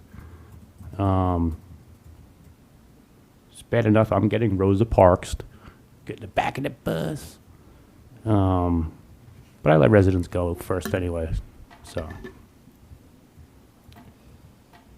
yeah, so you're violating the First Amendment by doing that. And you have one post here, it says, talking about the live Q&A with the mayor, I welcome the opportunity to meet with residents and look forward to hearing your questions, concerns, and priorities, but not on the post, because commenting is shut off. So, I mean, the way this would be fought out in court, in terms of, it's a public forum. So, when you originally allowed commenting, and then you decided that you're going to shut them off, it becomes a liability issue for the town. Because you could possibly be held liable in court for violating the First Amendment. That's the way I would, if I was a lawyer, that's how I would argue it, because it originally was on. So, content neutral, viewpoint discrimination, it's like oil and vinegar. They go together, but you originally had it, you originally allowed it, and then you shut it off. You have another post here. Picked out a couple favorites. Live virtual Q&A. I hope you tune in, ask questions in the comments, but there's no commenting on the post. So, I think if it was to go to court, you would lose because you originally had it on. It was originally on, and then it was shut off. And it's not content neutral because you're doing that on certain posts. where there originally was commenting. So I would Thank do you. the right thing and Thank you, sir. restore the people's First Amendment right to redress their grievances with government when they're representing themselves in their official capacity. Thank you, sir. Do we have other comments from members of the public? Comments from council?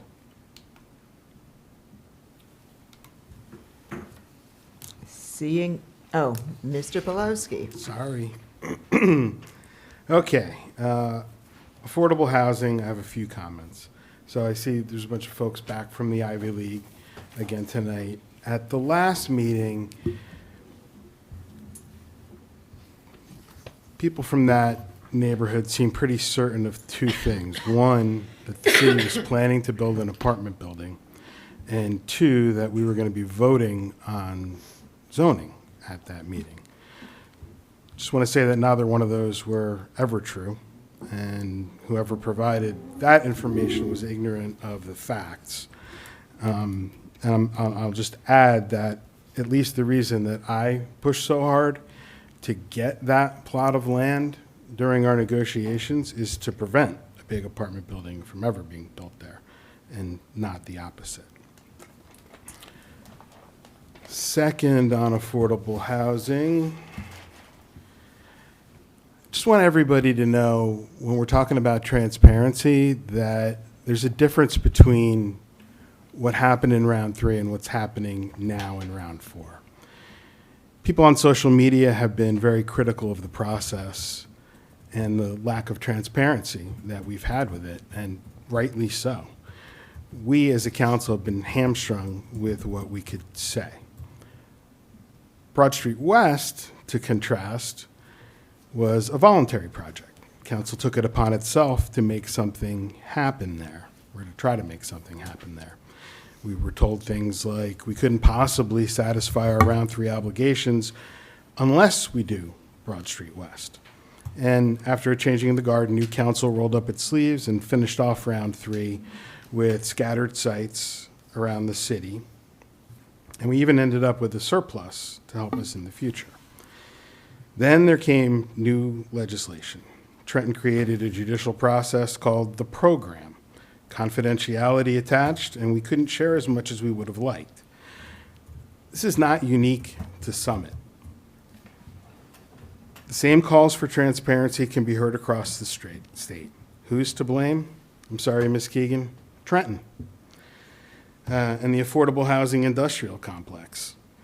You see, public engagement slows down development and delays profits. And while it breaks my heart to have unwanted development forced upon us, the plan positions Summit well for the future, without, or at least with less of a specter of builder's remedy or such stout requirements going forward. 3, my third comment on affordable housing goes to Claire's statement, Council President Toth's statement on affordable housing. I didn't comment on it at the last meeting because I thought that others covered the points that I would have made very well, but a number of residents have asked me to personally share my views, so here they are. Given where we were in the process, I thought that the statement was unnecessary, if not reckless. Criticizing our initial plan in the midst of our negotiations didn't sit well with me. Council President Toth's statement that we are building 345 new affordable units was false. As Jim Bennett calculated for us and Councilman Boyer did again tonight, we're really talking about 87 new affordable units. The balance are credits for existing units or bonus credits for units for veterans, special needs, and the like. A third point on this, I keep hearing from from my fellow council members a desire to develop a positive working relationship. And I think blaming the Republicans, which also was in that statement, for Summit's affordable housing woes is directly at odds with that concept. So is exchanging safety-related emails without copying the safety chair, Ms. Calvinson. And so is changing up the historical minute without even telling the person who made it happen for the past couple of years. So is removing committee agenda items requested by a council member on that committee without telling them, Ms. LaSaracina. And so is changing a Summit Housing Authority appointment without consulting all council members, or at least telling them. So I hope all the talk about wanting to have good relationships among all of the council is not just talk. And I look forward to fostering a more productive, cooperative environment going forward. As for the genesis of all the forced development, we all know who's responsible. You've probably seen riding the train from time to time, the big sign in Trenton that says, "Trenton makes and the world takes." And I say that indeed Trenton does make ludicrous legislation on affordable housing. And the developers in the affordable housing industrial complex certainly take, and municipalities choke. Maybe they should change their sign. We haven't talked much about the budget yet, and I know it's a huge lift, and it's always a work in progress. I haven't gotten many updates, and I know, again, it's a long and complicated process, but I urge the Finance Committee to keep the uptown cameras on the safety budget. When I campaigned, I heard a lot of talk about technology. Technology is the future of law enforcement. We need technology. And technology costs money, but it's something that we've been talking about for a long time now, and I'd hate to keep kicking that can down the road.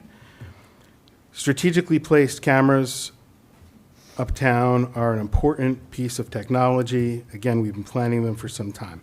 And God forbid, just imagine a fire call during rush hour while Maple Street is closed for outdoor dining.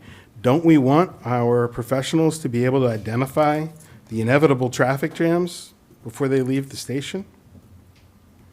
Another budget issue is the dog park. It was in a preliminary budget. I don't know if it's going to make the final cut, but before that hits the cutting room floor, please read all the comments that we received. It was a big hit, and it helped to foster new friendships and bring the city together. And my last comment is go see Big Fish at the high school, February 25th to the 28th. They put on a great show, and it's a great story. Thanks. Thank you. Any other council comments? Council Ms. President. Landman. Thank you. I would like to address comments tonight from Dr. Pack-Tang and Mr. Hoyk, as well as others who have reached out to me privately. Many of us are feeling unsafe and scared and uncertain about what to do. Upstanders that I know are afraid of calling attention to our city. Neighbors are unsure how to talk to one another about whether they're in need. And kids are scared to come home to find an empty apartment. And, you know, amongst my family and friends, we are talking through various scenarios with our spouses and kids and evaluating scenarios of what would we do if ... Everyone has a different answer to those questions because we all have a different set of circumstances and responsibilities and risks that we're managing. But I want to say that if you or someone you know needs help, please reach out to us. We can and will share accurate information to the extent that we have it. We will connect residents to trusted legal and social resources and stand firm in protecting the safety, due process, and basic human rights for everyone who calls this city home. Thank you. Other comments? Council President. Yes, Mr. Boyer. So I want to take a moment tonight to recognize the real and meaningful win for East Summit. Through the efforts of Congressman Tom Kane, federal funding has been secured for long-needed sidewalk improvements along Glenside Avenue. 2 years ago, we did some photos there and with Congressman Kane and a bunch of neighbors, and last year it wasn't approved. I think it was about $500,000. Yeah, $500,000. It wasn't approved last year, so the neighbors kind of lost hope. I kind of lost hope a little bit, but Congressman Kane got the funding. This isn't a abstract policy. These are real sidewalks on real streets serving real people in our community. What makes this especially important to acknowledge is that this support came despite years of political attacks aimed at Congressman Kane by local Democrats. And yet, when East Summit needed help, when Glenside Avenue needed an investment, he didn't hesitate. He didn't ask who voted for him. He didn't condition support or party loyalty. He most certainly didn't do that with me when I talked to him. He just said, "Mr. Boyer, what do you need?" But you know, sidewalks are not partisan. Public safety is not ideological. Infrastructure does not belong to a party. It belongs to the residents who rely on them every day. Here in Summit, our obligation is simple. Do what's best for the city. Do right by every neighborhood. We work with anyone, Republican, Democrat, or Independent, who is willing to put Summit first. And when someone delivers tangible results for our residents, especially for communities that too often wait the longest, integrity requires that we acknowledge it. So tonight, I want to thank Congressman Kane for the partnership and for recognizing the needs of East Summit. And by the way, if Congressman Kane was a Democrat congressman, I would recognize him tonight as well. If I had picked up the phone, called, and he got $500,000 to put sidewalks on Glenside Avenue, I don't care what political party you from. You helping the people. Who cares? So wrapped up in the politics. I know, as a politician, I'm saying that, right? I can't stand it.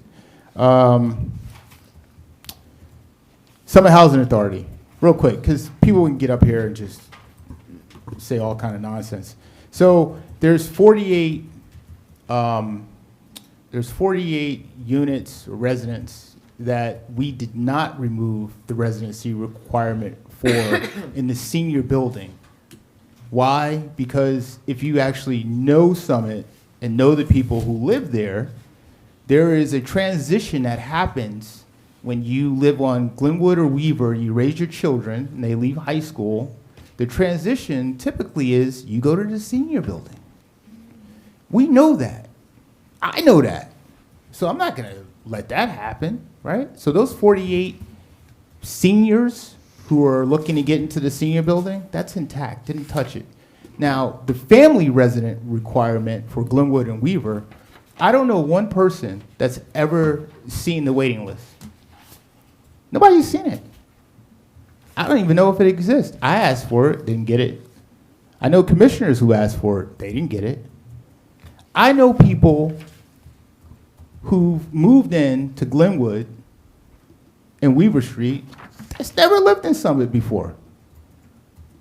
So to say we're not going to give you $1 million and all this other aid so that you can fix all the units up because of a residency requirement that you don't even know that's being upheld, that doesn't make sense.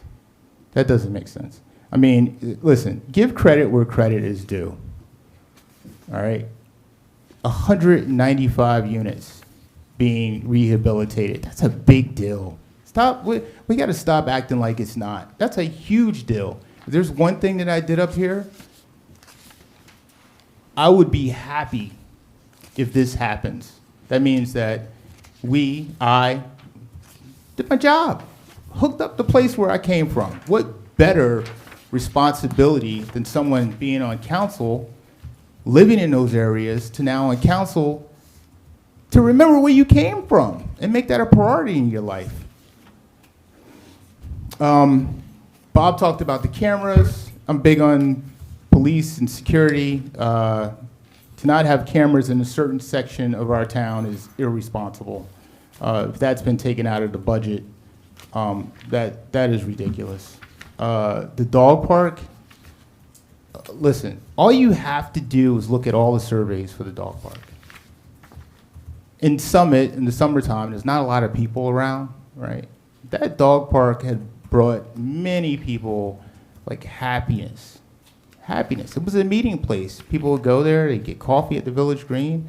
Most people had bags, so it lifts up shopping. And the Village Green is supposed to be a gathering point, right? And how much does the dog park cost? 50,000? How much is our budget? 168 million? Is that something like that? All right. I think we can afford a dog park, so hopefully we can get that.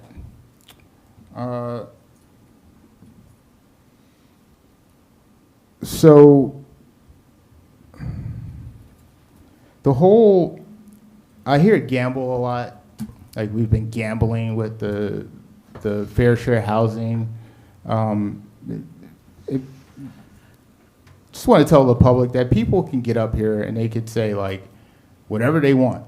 It doesn't have to be true. You can say anything, right? That's how America is. Thank God we're Americans. So you can get up there and you could say just whatever you want. Don't believe everything you hear. Do your own research. Because I'm sorry to say, right? But people lie, and they lie a lot, because a lot of this is about winning elections and it's about politics, but it's not about telling the truth.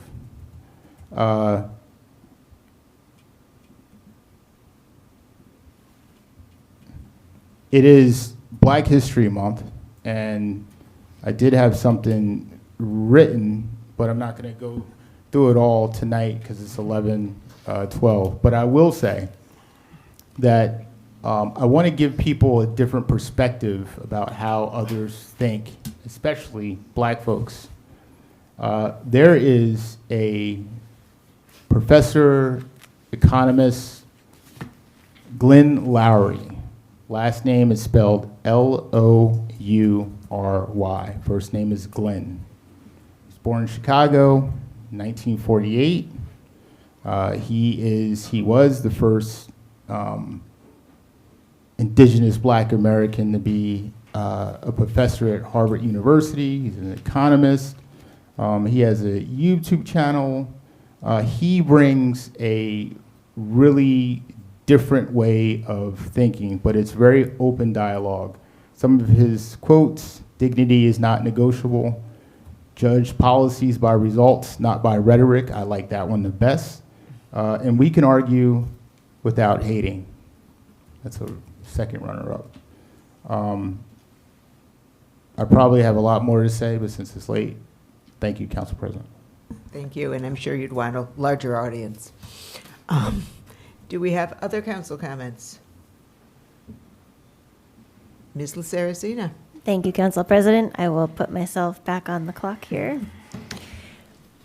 We are celebrating Kindness Month here in Summit, and this week we are encouraging people to be kind to our neighbors. Even just the simple act of saying hello to someone you don't know can boost their mental health and actually boost your own mental health. So we'll have more suggestions coming out over the course of the month. As has been noted, we are celebrating Black History Month, and I want to just lift up a really great opportunity. The Summit High School Black Student Union is having an art exhibit and fundraiser on Friday, February 20th at 6 p.m. in the Summit High School. Student-contributed art will be available for display. It's just a suggested donation of $10, and the funds will benefit both the Student Union as well as the Make-A-Wish Foundation. So, and that's Friday, February 20th at 6 p.m. at Summit High School. Appreciate very much the comments that have been made this evening on immigration enforcement. everyone spoke very eloquently, and I have been struggling to find adequate words with respect to what's going on in immigration enforcement in our country to speak to the fear and the loss that people are feeling, to speak to our need to protect the children of our community, to want to protect our neighbors and our local businesses. Because I think there really aren't adequate words, right, to speak to the moment that we are in. But as has been mentioned, there is opportunity for action, and we are taking steps, and we should continue to take steps to help our neighbors in whatever way is needed. So if you know someone who is in need, or if you are in a position to be one of the helpers of providing school supplies, groceries, whatever the need may be, please do come talk to us. And we will confidentially help to try to address the need to the best of our ability. Summit is a beautifully diverse community, and that diversity is a strength that we hold dear, and it is part of our job to protect it, and that's what we're here to do. Thank you. Thank you. Anyone else? Ms. Galmanson. Thank you, Council President. Regarding ICE, I know a lot of the community doesn't feel safe right now, and what we're witnessing happening in the country is heartbreaking, and I understand why people don't feel safe. And that's one of our most important roles, is to make sure that our community is safe and that our community feels safe. So we need to talk about this in the Safety Committee again, and try to identify some ways that we can make the community safe in this moment. I don't appreciate the accusations that we are not working with Councilman Pulowski. Last year, we were in the minority, and Council President Toth and we didn't know what was happening a lot of the time until the last minute. You know, I mean, the information was gatekept from us, and there was a time when I got a phone call from Councilman Pulowski, and he was asking me what I thought about something, and I was thinking about it. I said, "But my vote doesn't even really matter. You already have the votes, right?" And he said, "Yeah." So I'll tell you what it was later. But so we went from a situation last year where a couple people felt like we felt like we were being kept out of the loop, and that nobody wanted to really inform us until the last minute about things. And now, you know, I think it's a different feeling when you're in the minority, I guess. Regarding the dog park, DCP doesn't have those comments. Resident feedback, and I asked if they had them, and they said no. So I'm going to try to get them from Aaron, because I haven't seen any of the feedback. And that's all I have. Thank you. Okay. I can't speak for anybody else, but Claire and Michelle, you know that I called you and told you about things and talked to you about things all last year. Okay. Let's just put a lid on this for now. Thank you. Mr. Crisafulli. Just one last word, Council President. Thank you. I really appreciate the comments about bipartisanship from Bob and from Jamel, and I won't get into a tit for tat on anybody's behavior here, but none of us is perfect on this front. I'm hearing it from residents all over Summit.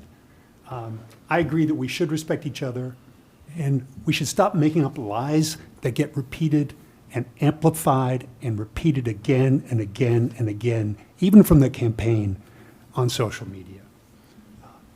In terms of partisanship, there are voices that are trying to blame me as the new guy for this affordable housing settlement. On that point, we simply need to set the record straight. As we heard tonight, nearby towns that are similar to Summit took a different approach and had far more favorable treatment, and their residents enjoyed greater transparency and ability to make public comments. They were not blindsided, as we have seen here in Summit. So that's really what I'm saying. I want to have bipartisanship, but it's a two-way street, and what's said by ourselves matters, and the way we conduct ourselves matters. Thank you. So we can each move first to be bipartisan. Council President. Has everyone else made a first round? Yes. I find it funny that we say, let's not be political and let's not throw stones or whatever. And you made this whole speech, and then you just say, there were all these towns and the Republicans messed up and the blindsided and like, I mean, if you're gonna make a speech about not being political and be nonpartisan, just make the speech about brotherly love. But then you throw daggers in the second half of the speech. It doesn't work like that. I think people have ears, they can hear. Like, just because you talk nice doesn't mean that you ain't throwing shots. Like, come on, man. Okay. I'm just telling the truth, Jamel, that's all. Thank you, You gentlemen. just said that you weren't gonna lie, so. Thank you, gentlemen. Okay. I am just calling council member comments closed. I am just going to say thank you for sticking it out as long as you have, everyone who is still here. This is a discussion. It isn't over. And do I hear a motion to adjourn?